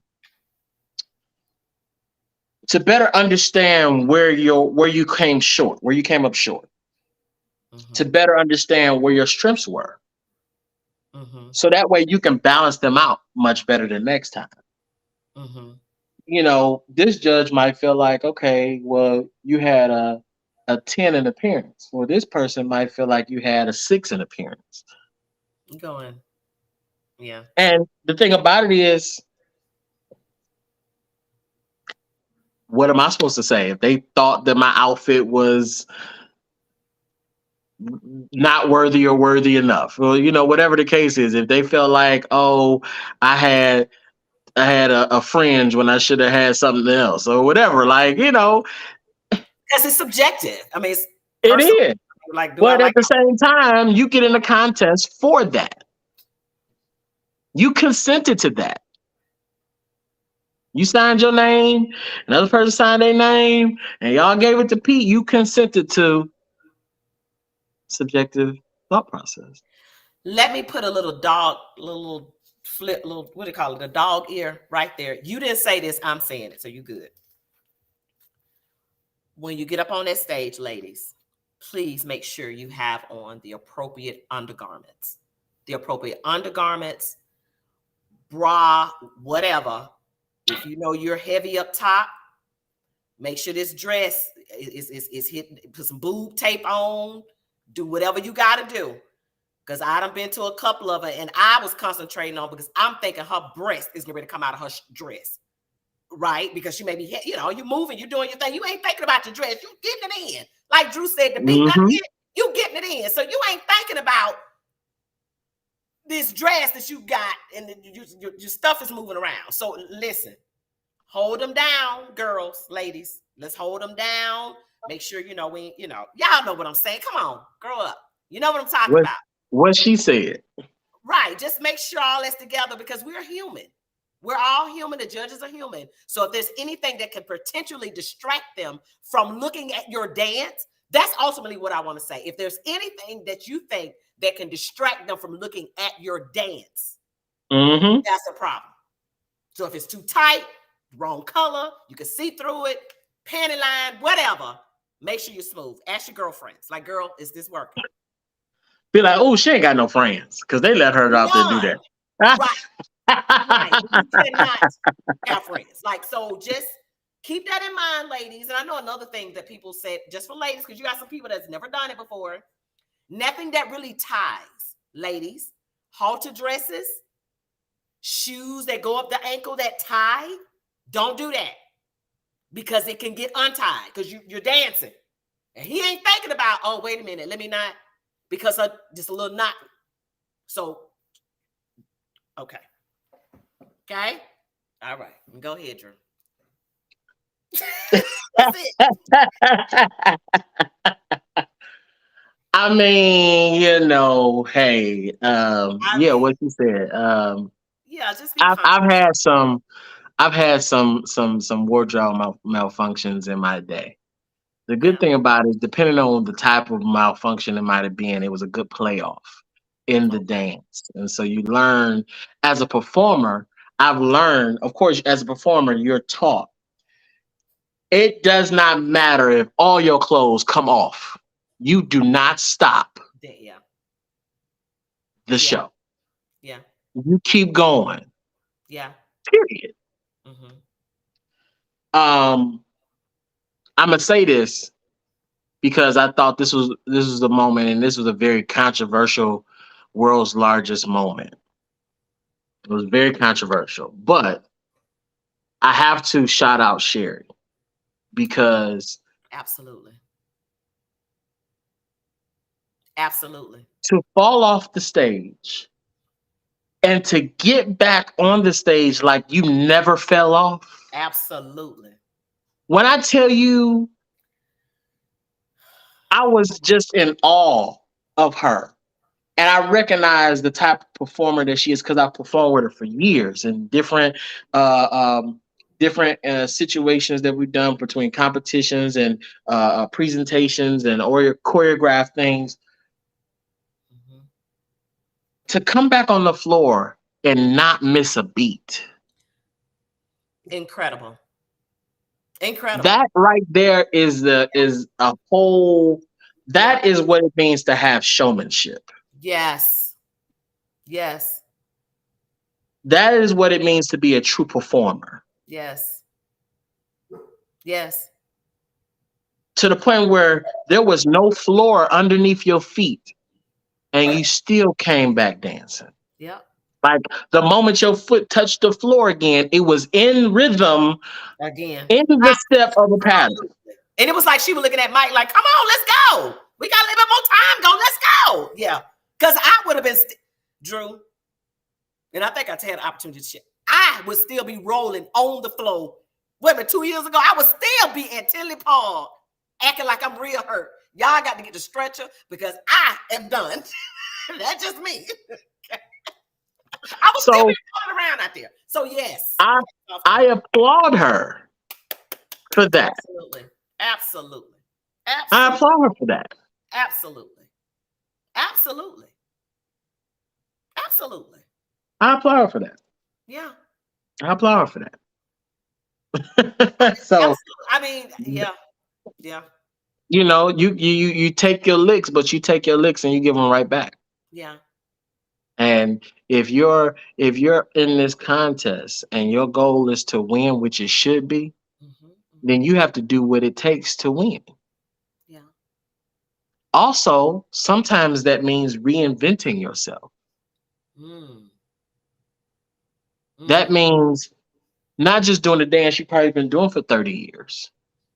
Especially if you've been doing a dance, if you've been doing a dance since before the 2000s and you're in a new school category, mm-hmm. then you have to make sure your dance has adjusted to fit that category. Mm, mm. As That's well as if you decide to dance in an original category as an old school dancer, that's fine, but you still have to reinvent your dance to stay relevant yeah.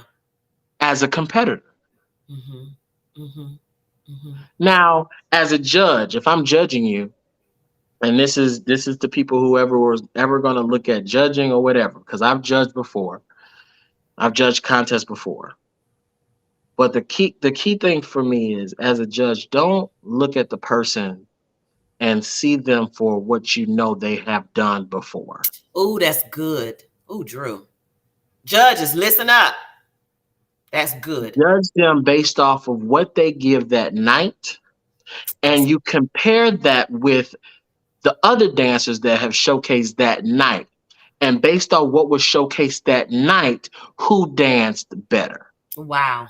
You compare the dancers that night. You don't compare the dancers and what you know of them from their past. Wow. I don't care if you danced that same dance at the 50 Yeah. earlier that day or last week. When you get to that floor, if that dance is better than the people that you compete against, it Mm. should win. Yeah. Yeah. Yeah. Mm-hmm. Mm-hmm. And then there's a level of, if you still doing the same dance while everybody else is doing something different and your same dance doesn't compare to the ones that are actually advancing and doing something different, then it shouldn't win. But, but, and we can't control this but right here. Some of those dances are still winning and they should not be winning. Like, how is your dance still winning and you're doing the same dance you've been doing for 10 years and you're still winning in every category, old or new? You have the same dance and you're still winning. Excuse me. That's when it gets a little bit unfair, but we won't go there. Well, again, they're Won't go. doing the same dance, but again, the question is, are the people dancing against them doing a better job? Oh God, Drew. So that's the Yeah, that's the caveat. yeah, yeah, We yeah. might be tired of seeing this Mm, person do this dance and they do the same thing all the time. mm. But how good is the same thing that they're doing compared to how okay everybody else's dance is? Ugh. And let's just I'm gonna have another honest moment. Yeah. Let's take Tickman for example. Mm-hmm. Tickman, if he was, God forbid any of this, if he was had COVID, if he had the flu, if he had strep throat all in one, if he had a ingrown toenail, if he had a, a swollen knee, if his hip was bothering him, if he had one arm in a sling, his dance would still be better than most. Can it be Now, what I just said could a honestly, what I said could honestly be controversial. But amen? let's just be honest. He is that good. First of all, I want everybody to take this opportunity to put amen in the comments. I need you to type amen because what I'm about to say uh is going to really speak to what Drew just said. Amen. Please type amen in the notes to what he just said. Drew literally danced with Taylor in a chair. Excuse me, in a chair, fresh out of surgery, and they danced. Oh my God! I'm sitting here looking at it going, are they really? Are you kidding me right now? It brings me back when Cat Williams said, "There's no place. That's the worst place to be in a foot contest. The worst place to be in a foot contest is the person behind being behind the person with no foot. How am I going to be behind the person with no feet and they beat me? What? What?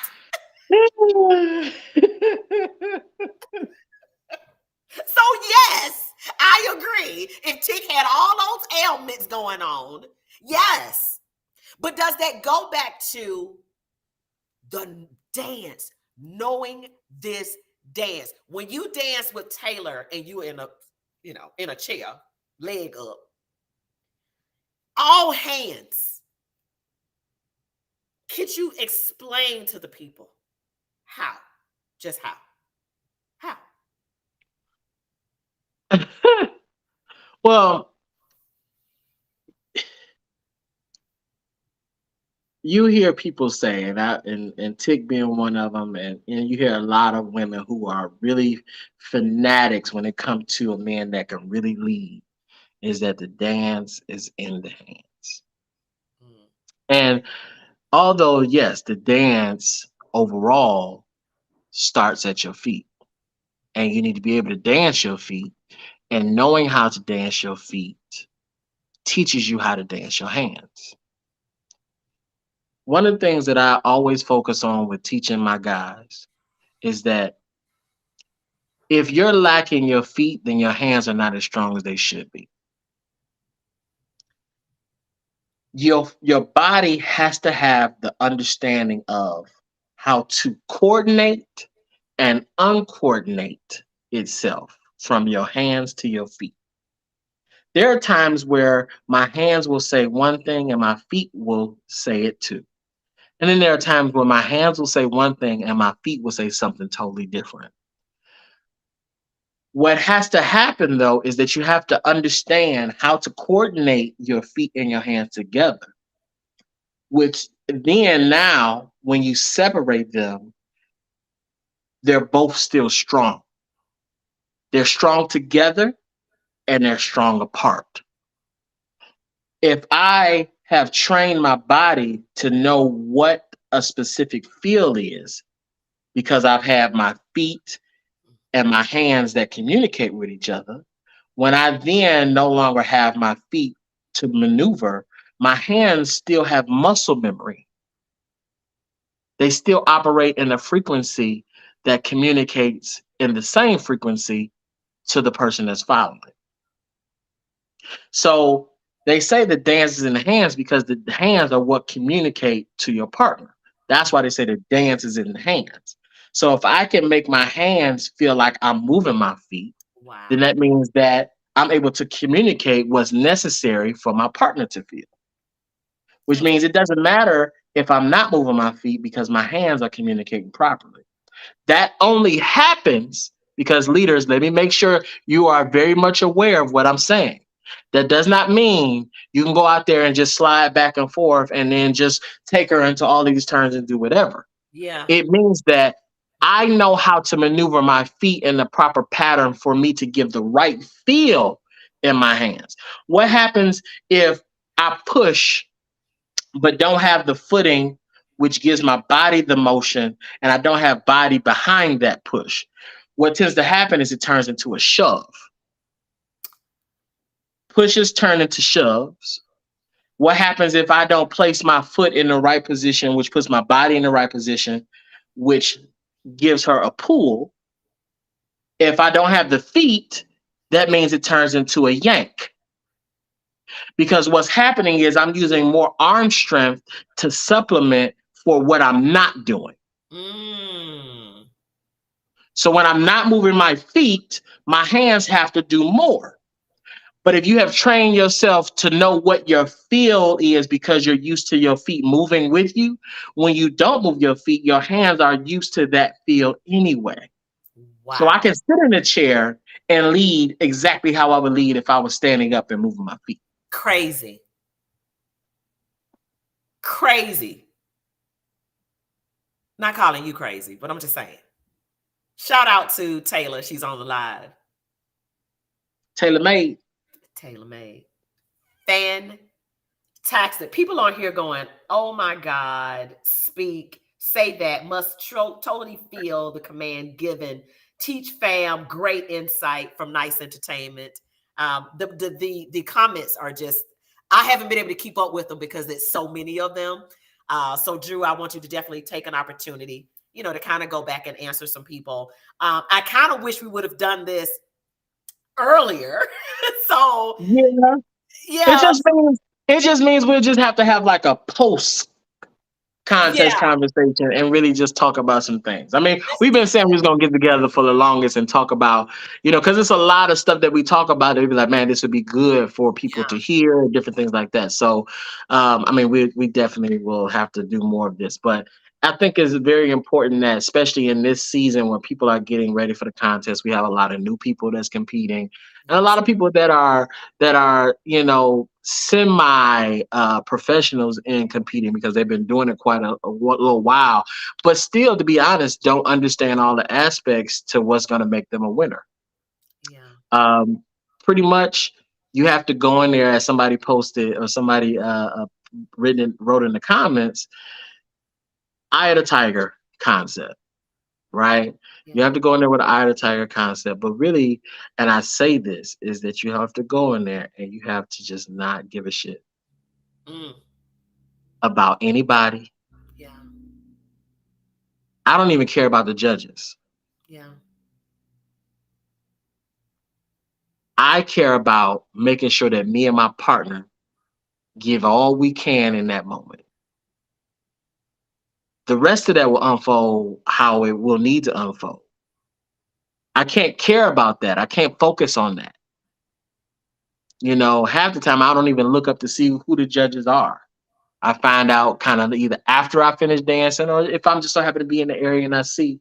But I will say this is if you do recognize who the judges are and can get an idea of who could possibly be judging your particular category, the key to the other key to politicking is knowing who's who. Mm. If I know that I see a West Side Mike that's up on the stage, and I hope people who are competing is listening to this because this is So something that you can use. yeah. If I see a certain person like a West Side Mike up on the stage, for one, familiarize yourself with his tactics or his way or approach to the dance. He's very footwork oriented. He's very showmanship oriented. Okay. He's about the wow effect, Yeah. but he's about that wow effect from the aspect of what you can do with your body and your feet, Mm-hmm. right? How Mm-hmm. you can make something look good out of the just like that. Mm-hmm. Mm-hmm. Whereas if I'm looking at if I'm on if Dre is up there, he's also this person that's about showmanship, but Mm-hmm. he likes to see the creativity of how you can take a spin and how you can take a dip or how you can take a trick and make it work because that's his background, right? If I see like a Sean Bandy up there, well, Sean has an element of all these things from a feet to hands and how to dance, even adding some freestyling to it, some get down. So you have to the politicking is just knowing who's on the The stage, panel. Yeah. who's on that panel of judges, and knowing what to give. What And if you after you don't know do that them for a though? while, What if you don't know any of them? You're new. then well, in that particular, and I'm gonna say it because I was about to say something else, and then it was like, hold on, let me think about this first. Yeah. But for me, let's just say you're a beginner. Okay. right? You don't know nobody. Mm-hmm. But if I'm the person that has been helping to mold and build your dance and help you progress to get ready for this contest, because all these beginners got somebody that they're going to. Right. My job as that person is to show you who these people are. Okay. Mm-hmm. Mm-hmm. My job is to show you who these people are. Mm-hmm. Now, it might not necessarily work. Like you get up there and recognize, oh shoot, okay, well that, and you're gonna think about that whole process. That's not. But what I do is I'm showing you who these people are. So if you just so happen to be out, you recognize and you can see. And I talk about the dance, and you recognize based off the conversation that we had, and you can actually see it unfold in front of you, which increases your knowledge, which increases your skill, right? So Mm-hmm. now you have more of an innate response to the things that we've already communicated about, we've already talked about. My goal for you is to make you well balanced. I Mm-hmm. don't want to send you up there and only give you a piece of something just because you're a beginner. This is the reason why the beginners who always came under Smoothtivity always won. I don't want to talk about that. It was a reason why when Wakiba got on that stage and Tech got on that stage, they didn't look like beginners. You know what I'm She talking won. about. She won the world's largest. She won the world's largest, and somebody was like, "I saw her Heritage Ball 2 years ago." She wasn't even dancing 2 years ago, Oh my God. but it's because of the way that she danced. It was hard for people to feel or believe that she was a That's, beginner. yep. Yep. That was I don't crazy. believe. I don't believe that as a beginner you're supposed to look that way. Yeah. That was crazy. Even with the couple that I think Sherry was training, not last year, I think the year before, and they won. And Hmm. people got into this whole conversation. Well, they know how to do other dance styles. So do I. So do Sherry. So do Right, other people. What's your right, point? right. That's all of Detroit. So you what you trying to say? Which, by the way, they're from. That's Yeah. all of Detroit. We start off doing three, anywhere from 3 to 4 different dances before we learned how to step. Is that an unfair advantage though? Let's get it. Let's get in the dirt a little bit. Is that is that an unfair advantage? No, Let me ask you a question. Have I lost a contest before? probably not. Have Yes, I have many times. you? Okay. So what was that advantage when I lost? Yeah, keep blinking. Keep blinking. Well, okay. First of all, I mean because I've heard So that. Yeah, but yeah, it doesn't, that doesn't matter, because you got places, you got people in Chicago that salsa, that do other dances as well. Some people came from uh, um, samba and like came from other dances before they even got to step. And some of the old school like Calvin Barnes and all of them, they came from doing mambo and all of this stuff. Dale Davis does multiple dances. Like these people have different dance backgrounds. So what makes me have the advantage over them? It doesn't. It's about how you apply the pressure. Me mm, having, and let's just be honest, having another dance background is fine.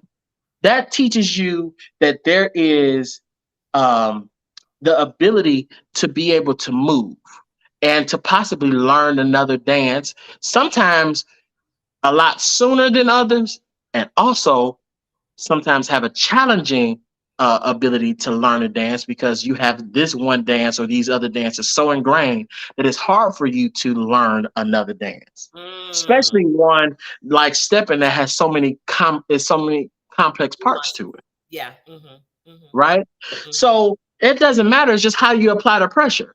So like for me, yeah, I might have had 5 6 different dances before I learned how to step, but trust me, stepping helped the rest of them. The rest of them didn't help stepping. Oh, that's good. That's real good. Stepping, when I Yeah. learned stepping strengthened the rest of my dances Mm. because it was the uniqueness and the way that the culture is. And that's another thing. I can't bring salsa into stepping. because the culture is different. I can't bring club style hustle, New York style hustle into stepping. If I know them two different dances, I can't bring ballroom into stepping. If I know these two different dances or these three different dances, I can't bring that into stepping. I Might be a can, different show. after I learn the dance and learn the culture and understand what the culture is about, then I can infuse pieces that might go, and then Okay. there are some that might not. Because that was a little bit of the chatter, right? Relative to you, was you were bringing in Greystone in your walking, which I think is it should be totally allowed, right? Or were you bringing So, in Greystone? Like, let's talk about that. okay, Greystone walking. Greystone walks the whole floor. Walking walks the perimeter in a counterclockwise fashion. Greystone goes up, side, back, around, all directions. Walking drives one way. Uh, Greystone has a lot of improvising that can be done and manipulating that can be done. Whereas walking tends to have the same kind of pattern. You might have different variations, but for the most part, you cycle between those variations. Whereas in Greystone, you tend to play with how you feel in the moment, right? Now, let's talk about similarities. Chicago, Detroit, Chicago are literally 3 to 4 hours apart from each other. We're practically cousins, mm-hmm, right? mm-hmm. How far fetched is it for us to have a dance that actually is very close? And when you talk about similarities, Yeah, how far fetched is that? It's not too far fetched to have. If I can just drive 3 hours up the road and do my dance and somebody see that, and or they can come and they can see me doing my dance, and we talking about, let's just say, the early 60s when these dances were really being done at its probably highest peak. mm-hmm. How far-fetched when you got a cousin that live in Detroit, or I got a cousin live in Chicago, and in Detroit we do this dance, and then Chicago we do this dance. And how far-fetched is that? Right, Far-fetched is that right. we have a dance that actually has some similarities. So when we talk about Greystone and Walking, they both have, when you look at Greystone and you look at Walking, they both have a long, short pattern. Mm-hmm. They can go long, short, and they always alternate. Long, short, long, short. They have single step patterns, step. They have double step patterns, bop, bop, and then walk, bop, bop, and then walk. These are all similar things that both of the dances have. So because I come from Detroit, and because I do have a background of Greystone, and because I know my walking fundamentals, what I have done is I have taken the smoothness and the uh, uh, elongated step of my Greystone and have applied it to my concepts of the variations of my walking. Wow, wow. But hold on, this didn't start with me. Leanne and a gentleman by the name of Hollywood at the 50-yard line. Everybody would get off the floor because when a certain song come on, they walk. Everybody, it's just them on the floor. And if you look at how Mr. Hollywood walked with Leanne, you would swear up and down they were Greystoning. Wow. Because I guarantee you, if I was to put one of my old school Greystone, my legendary Greystoners in Detroit, and put Leanne and Mr. Hollywood right next to them, it might be just a tad bit difference, but not much at all.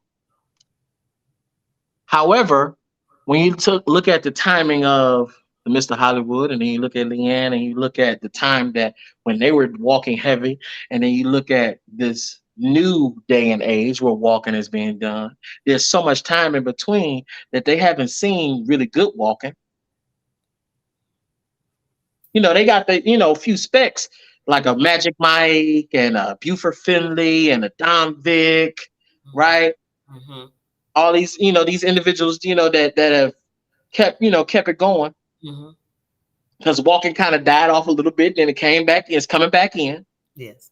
And then now you have people that are walking and they're like, well, he Greystone and this, and that. But if you never knew what Greystone was, you wouldn't think I was. You would just think I was a smooth ass walker.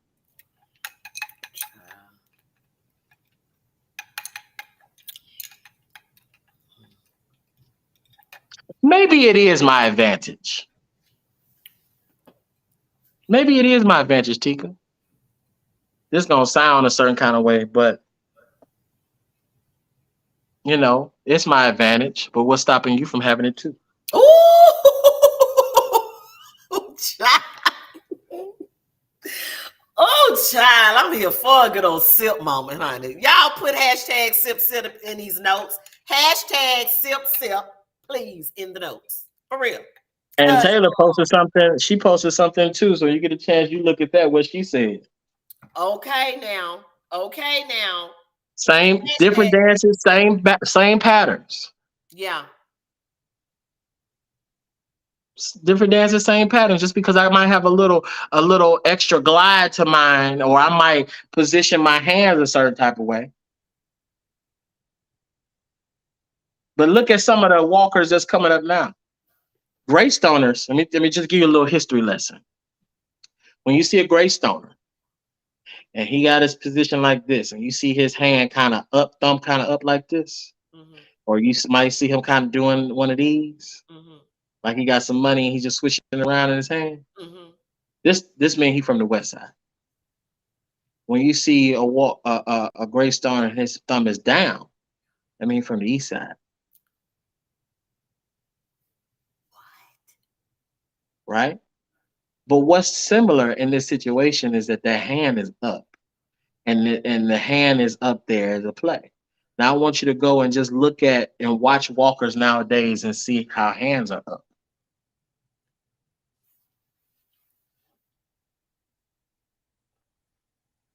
because they too have paid attention to Greystone. Now don't get me wrong, Wow. there are a lot of old schoolers, walkers, like um, Lawrence and Miss Aletha, Mr. Lawrence and Aletha, that he got his hand up. But understand, he ain't nothing but a cousin of one of my legends in Detroit. So again, Mm. it's not so far fetched.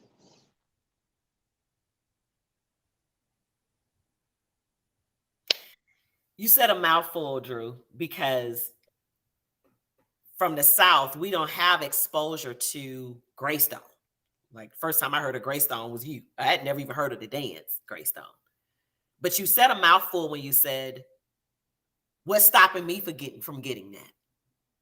I could easily call Drew when your legs get healed and say, "Drew, I want to learn how to Greystone,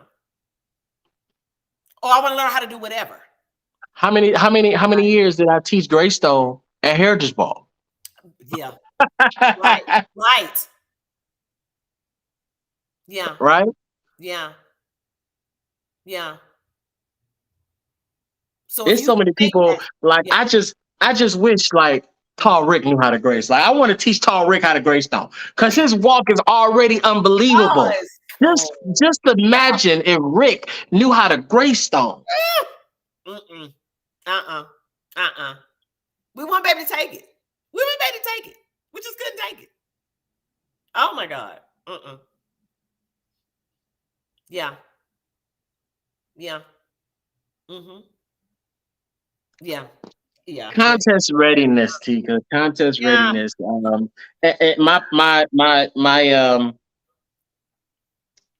My true thought is that some people just aren't ready.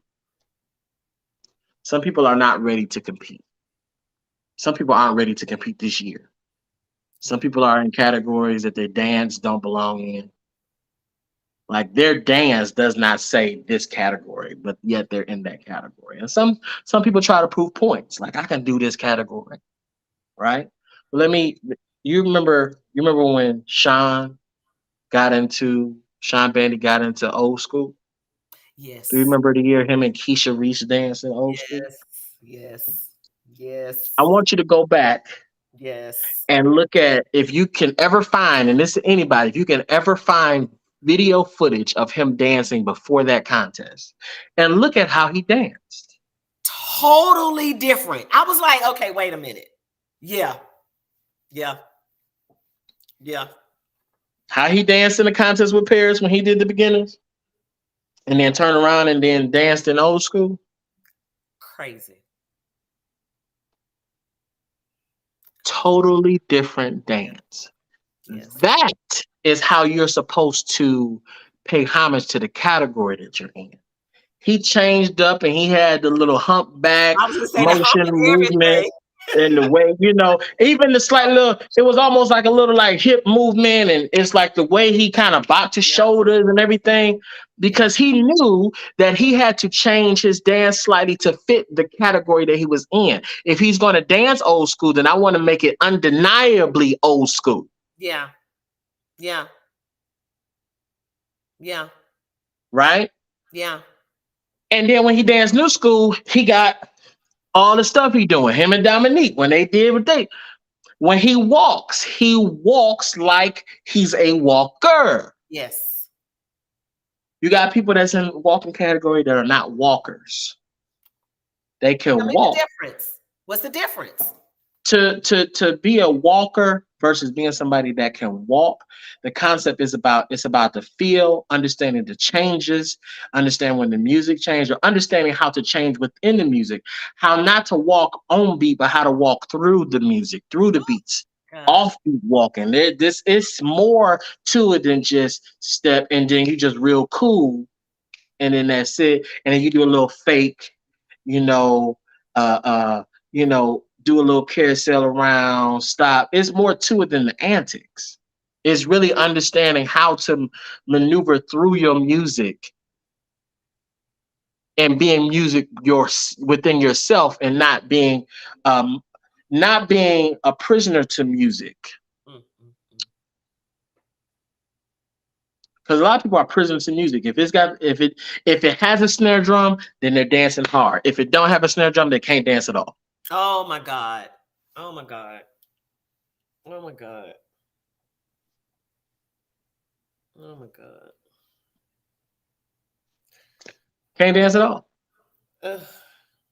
But the ones that know how to dance to a song, as soon as the music, as soon as the music is gone, and they can still dance as if the music was there, Mm. that's what makes you a walker. When your flow is is just impeccable It's and undeniable. is undeniable. You're not just up there just staying in a pattern. You're not just doing a pattern. My God. I listen. Uh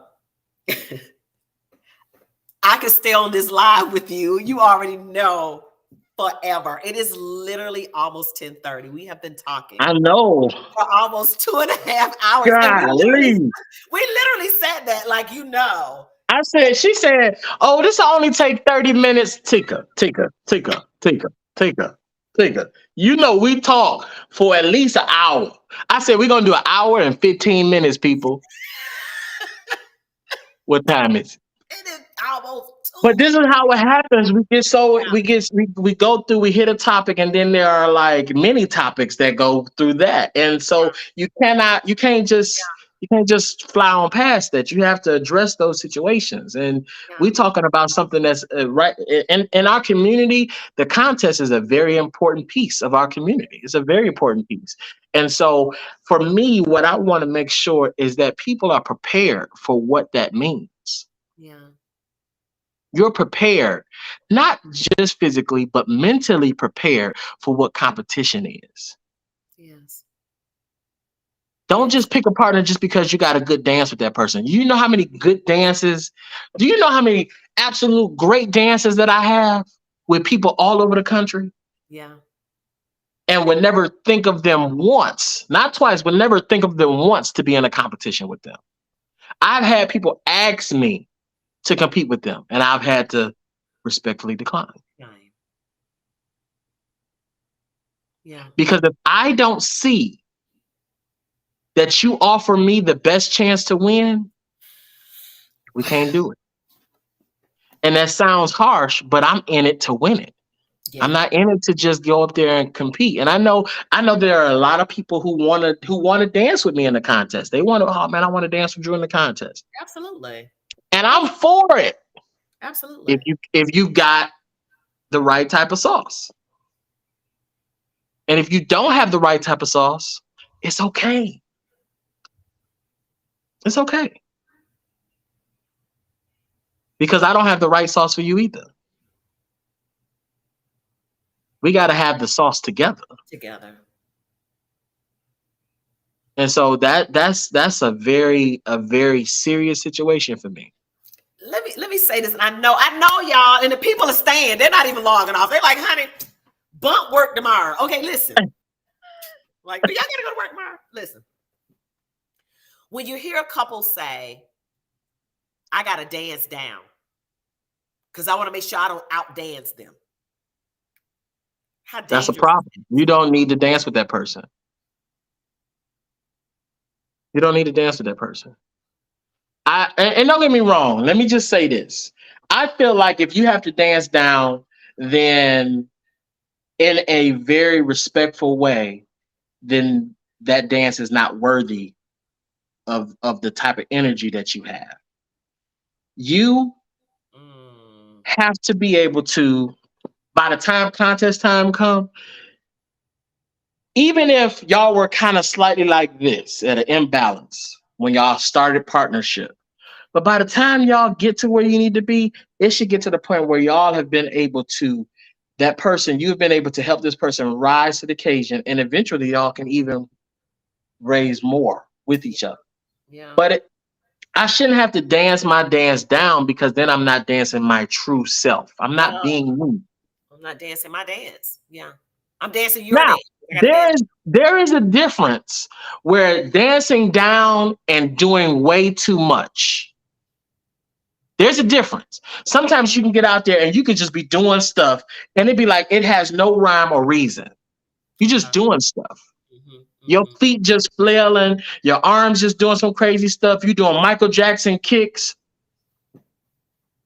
Like I'm all for showmanship. I'm all for having a good time. I'm all for um, um, um, being a presenter and a performer.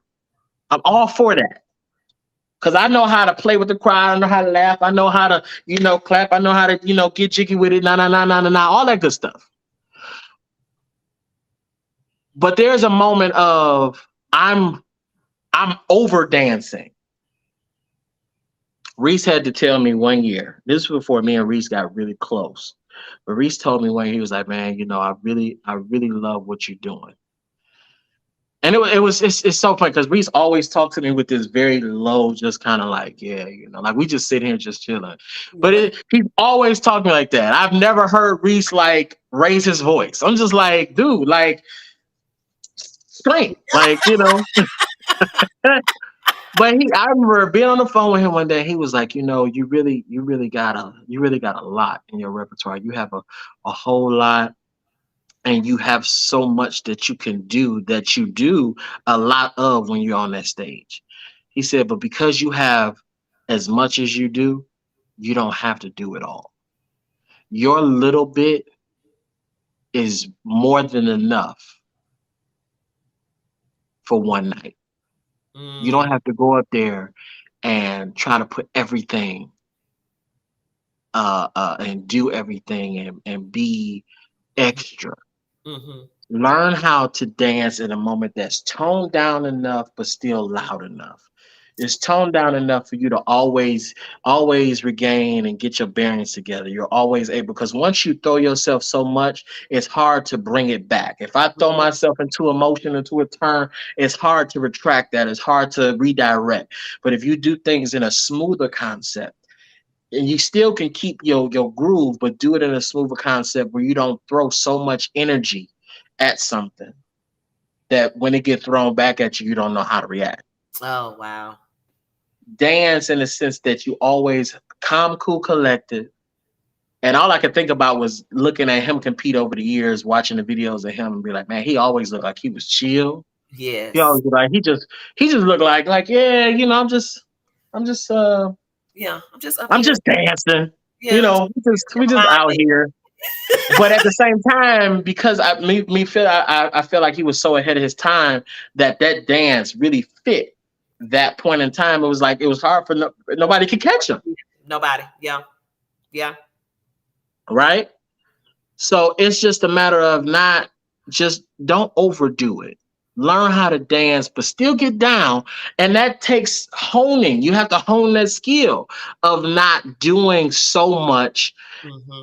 but doing enough that doesn't look like you're just dancing down. Like if I know that you got footwork for days, then I shouldn't see footwork for an hour. Like it shouldn't just be like give me your footwork for days, but let me see you mellow through it that really make it last. You know, you know. Let's give an example of the dancing down concept. I think a lot of the contestants feel that the focal point in the contest is the man. Correct me if I'm wrong. I'm just talking. The focal point is the man. So, he's got to be able to do the footwork, give the girl the moves, whatever the case may be. But the female may be a stronger dancer than the man. So she can't create, I'm just speaking, let me know if I'm wrong. She can't create the moment because she's the follow, she's not the lead. So, in that mindset, I can't be doing all this because he ain't gonna know what to do. And you understand?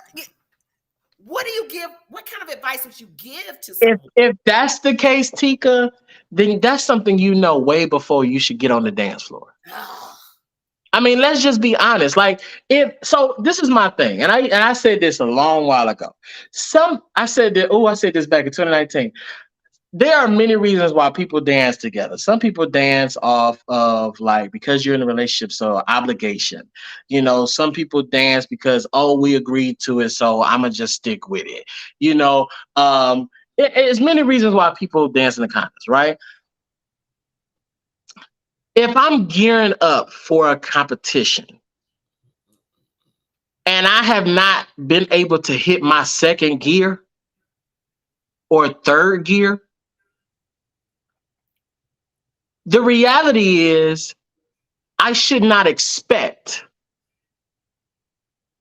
more than what I'm given as far as what the results are going to be. I shouldn't expect to win. Sadly, everybody goes out there with the expectation of winning, but sadly, they don't because they don't do what they need to do. If I feel that my partner, if I'm a follower and my leader, I feel like he's not up in his dance the way he needs to, there's a hard conversation that has to be had. Hey, this is what I feel. And I don't think we're progressing the way we should to be great competitors for this contest. Now, the lead might come with some ego driven response, as us leads tend to do sometimes when our ego gets a part of it. But I have to sit there and like, dang, like, okay, she's feeling this. All right, I need to step up. Now, my partner, the woman I dance with, has a higher, let's just say, is in a sense a better dancer, and so I have to up my dance. I'm the leader, right? So in a sense, yes, there's not too much that she can do more than what I'm able to do while I got her. But when I let her go, that's her time to try to do as much as possible to be that balance to kind of up the ante for us. Mm-hmm. Mm-hmm. What the leader has to do is that he has to up his game. But that cannot be done if you got other people saying, "Oh, y'all look good." If you Oh, got if your partner, the woman, your partner, and she like, "Oh, well, just keep going. We gonna be all right." If you're not having a hard conversation, then you're not prepared to win. that's If you're not having hard. a hard, Hurt feelings. You're like, I if don't you hurt your feelings. if you can't hurt my feelings, if you can't hurt my feelings, what I'm in this relationship with you for? I don't mind the person that I'm in this partnership and relationship for to hurt my feelings. I don't mind. I don't want anybody outside of this to hurt my feelings. But when you don't hurt my feelings and I don't go through that hard conversation with you, that means that the people on the outside can crack me down. Candy man. Family. That means So that means, she showed love listen, me through because she hurt the hell out my feelings Man, sometimes. get out of here. but Yeah. my partner should be able to tell me the truth. Because the people on the outside don't tell me the truth. Them judges gonna tell me the truth when we don't win. Yeah. And if you telling me the truth is the reason, is the point, is the straw that literally keeps us from winning. I have a problem with that because that hard truth, as much as it probably would have hurt my feelings, or I would have been in my feelings about it, I might have not talked to you for a couple of days, but I was gonna work harder to prove that I can be what you need me to be. Yeah. These are just the kind of conversations that you have. But the other concept is that if you see as you get closer to competition and it's not getting any better, I respect the fact that you didn't do it. Woo. Because let's be honest, you didn't waste your time, okay? You didn't waste the judge's time. You didn't waste the spectator's time Mm. because it's either you go out there and you look horrible or don't look like you presentable as you should, and everybody that disagree with the dance you had, everybody gonna talk about how ugly it looked. How big? Mm. So I'd Mm. rather just go ahead. Let's just cut this right here, and let's do better to try to make it for next year. I know somebody personally that was supposed to be in the contest last year, and as it was getting closer, she was like, no, this is it was better before. It just seemed like it's not getting like it's supposed to. And Mm-hmm. yeah, I don't think we should dance. She had to have a hard conversation. She was like, I don't feel that you're making the necessary adjustments Yeah. that is really going to put us where we need to be. So instead of us just going out there, and people was telling, just go out there and just experience, have a good time, enjoy it, and all the other stuff. She Yeah. like, I Yeah. want to win. Yeah. Right. So I respect that person that says I want to win. I Yeah. respect that person Yeah. because now they saying, look, I'm not about to go out there and give anybody any false Mm. ideas of me. So instead of me going out there and giving some crazy stuff, let me wait, hone my skills even more, and Wow. then come out there and do what I'm supposed to, whether with the person I would like to do it with that hopefully got stronger in their dance or possibly somebody else. Because if I don't feel that the person I'm dancing with is my best chance to win, like I said in the beginning, We said that We 2 don't hours need to ago. go. We said that 2 hours ago, and the fact Two still hours, remains. 2 hours and 30 minutes to be exact. Yeah. It's gonna boil back down to it. If I don't feel that you are the best possibility for me to win, we can't dance. I might have thought about it at one point in time, and I thought, and we worked towards it, and then I realized, nope, it ain't happening. Hard Amen. conversation got to be had. But some people don't have those conversations with each other, so then they go out there and they look a hot mess, or they barely get by. Yeah. Oh, and then they get disappointed. They get disappointed. Yeah. Like you knew, you had a feeling, you had this gut feeling And it was not gonna go well. that it was not right, and you went out there Mhm. expecting to win, and then when you don't win, or don't win first, or don't place, you mad. You can't be mad at nobody but yourself. Because you knew this before you went up there, that you wasn't ready, or y'all wasn't ready.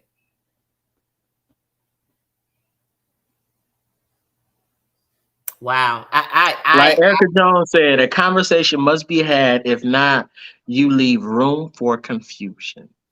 Yeah. You Yeah. leave room for confusion. If that right there wasn't true words have never been spoken. Yeah. Yeah. And try to steer away from you don't have confidence in me. Like, no, it's not I don't have confidence in you. It's I don't not have confidence in us together. that part. This is a joint effort. Right. It ain't just you, it's us together. Yeah. It's a joint effort. Yeah. And don't blame the other person. Like if you don't win, like Drew said, don't blame the other person. Y'all didn't win. Now he didn't bring his best game tonight, or he didn't give me what. No, y'all And did. there's been times where I haven't brought my best game. And I was not disappointed. I was disappointed. Let me say this. I was disappointed, but not disappointed that I didn't win. I was disappointed that I didn't do what I was supposed to. I got you. Mm-hmm. When Mm-hmm. you make whatever negative happened to you based off of other people's control over you, Wow. then you don't focus on what you have control of Mm. to Mm. make your circumstance better. Mm. Mm. That's good. Mm-hmm. I Mm-hmm. don't focus on the fact that the judges felt like this. They felt like this, and I received that. But I focus on I'm disappointed in myself because I know I didn't do what I was supposed to do. Wow. Which means now, as I train and get better for the next contest, I'm gonna make sure I do this because I'm gonna make sure that it's built into my muscle memory so it's innate. So when I get up there on the floor, I don't have to think about it, I be about it.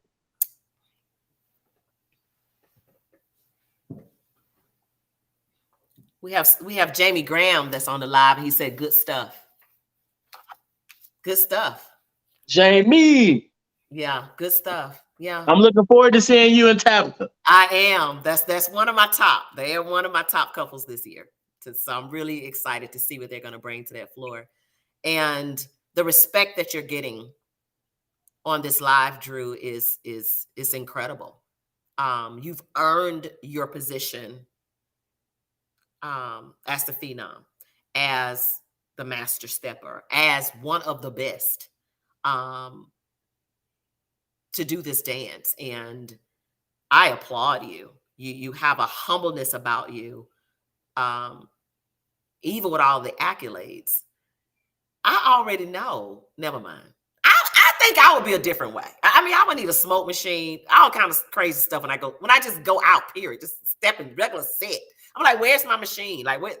So God knows who to give certain things to. You know what I'm saying? So I want to tell you that you wear this crown well. Thank Um, you. I thank appreciate it. you. No problem. Thank you for always pouring into the community. You're not the type that just get it and say, y'all figure it out. No, you're always pouring. And to the people I that are, can't let them figure it out because then that's a reflection on me. yeah, It's a reflection on me. Even if I don't have no direct touch with you, it's a reflection on me. yeah, Because just like I stand on the shoulders of others, others want to stand on the shoulders of mine. So yeah. And that speaks volumes, man. It honestly does. And for you to be such a young man, um, it literally it gives us, I know, a lot of people say, well, step is gonna die down. No, no.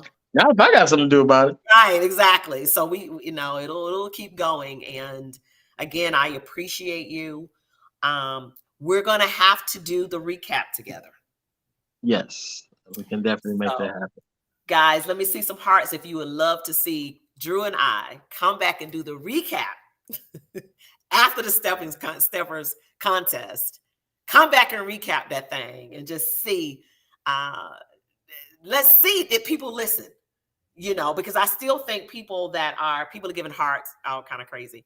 Um, I think people are listening tonight, and some of these people, a lot of these contestants are on this live, and I think they're going to make those adjustments.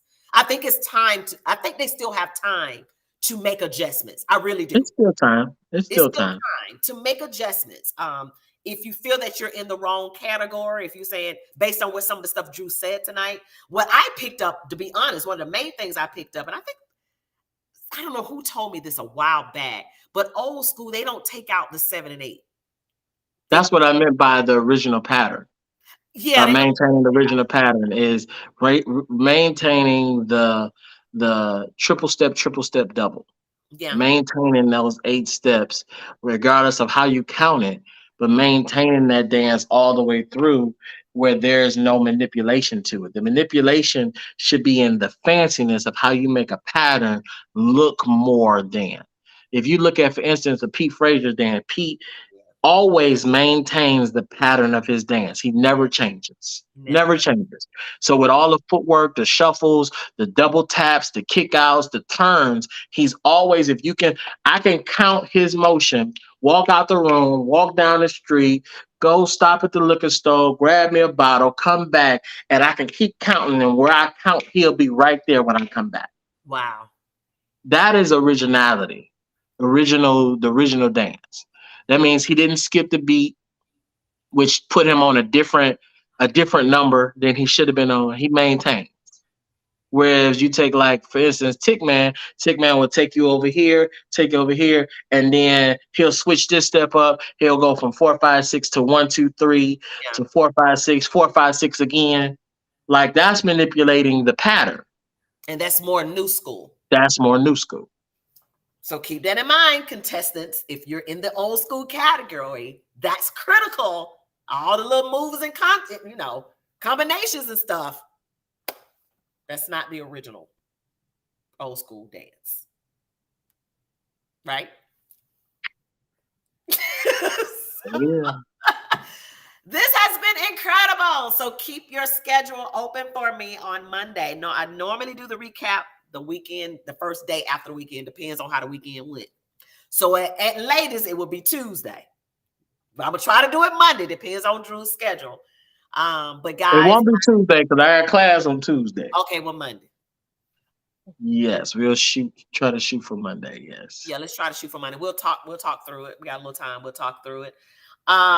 They can't have a smoke machine that stop all the extra girl. See. Um, Drew, go through these messages as much as you can. I'm going to go through them as well. Try to answer as much as I can. Do you know whether you're going to make it to Chicago or not? Not sure. Not sure yet. We're If praying you for see me, you see me. You yeah, know, might have my extra leg with me. You know, your internet. you Well, see. listen, we're praying for a speedy recovery. Thank Um, you so much. I Make sure appreciate you're it. doing the right thing and not doing too much, not My overdoing. doctor said I am progressing very nicely. Thank you. Well, let's keep it that way. Let's Okay. keep it that way. All right. I love you guys. Let's give some hearts and thumbs up for the Phenom. I Yes, yes, appreciate you yes, guys. yes, Thank yes, you so yes. much, so much. Anything you would like to say before we go? Well, just one, everybody that's getting in the contest and that's getting ready and prepared, just remember you are a winner, regardless of what the results are. And so, as Pete say every year, it takes a lot to get out there and dance in front of all those people and be judged by your peers of who feel that your dance is this or your dance is that. The fact that you were able to get out there and do it in the first place, uh, it takes a lot of, even for my ladies, testicular fortitude for Yeah. you to get out there and make it happen. And so I want to just say congratulations to everybody that dance and get out there and do it. You guys are winners. And I appreciate everybody who have reached out and showed me some special love on my injury and surgery and everything. Everything is going well. I'm progressing nicely. So I'll be coming back strong as ever, and I'll be watching you guys get it in. I'll be doing my chair dances until I'm able to get out there on the floor. But I just want to say thank you, everybody, for all the support that you've ever given me and represented for Smoothtivity, all my Smoothtivity branches all over the country. Um, just a FYI, 50 Shades of Fade to Black. I will be celebrating my birthday there. Me and Reese celebrating our birthdays. Um, if you haven't got your tickets, make sure you get your ticket. It's an amazing event in the Atlantic Station area of Atlanta. It's off the chain. I am so excited. I cannot wait to be there. And I Yes. hope to see everybody also at Texas Heat, Nike, and Crystal's contest. A lot of people that are getting in the contest are, looking to want to continue to compete and everything like that. Make sure you get in that contest and make this part of your training. You use the smaller contest to build for the big contest, and so do that. So I look forward to seeing everybody. Next month is my birthday, so you see me, show me some love, kisses, Period. hugs, all those good stuff. And I truly appreciate everybody. So I'll see y'all in Houston. Hopefully, I see you in Chicago. We'll see. If you see me, you see me. But definitely in Houston and definitely in Atlanta next month. So we're going to get it in. So be looking for me. Gonna have a good time. Hey, Hey, hey.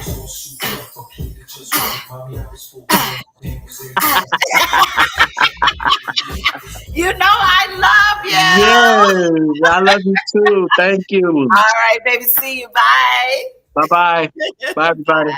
Bye. Oh my God. That was incredible, guys. Make sure you guys share the live. Thank you so much for the love. Thank you for the stars. Again, shout out my sponsors.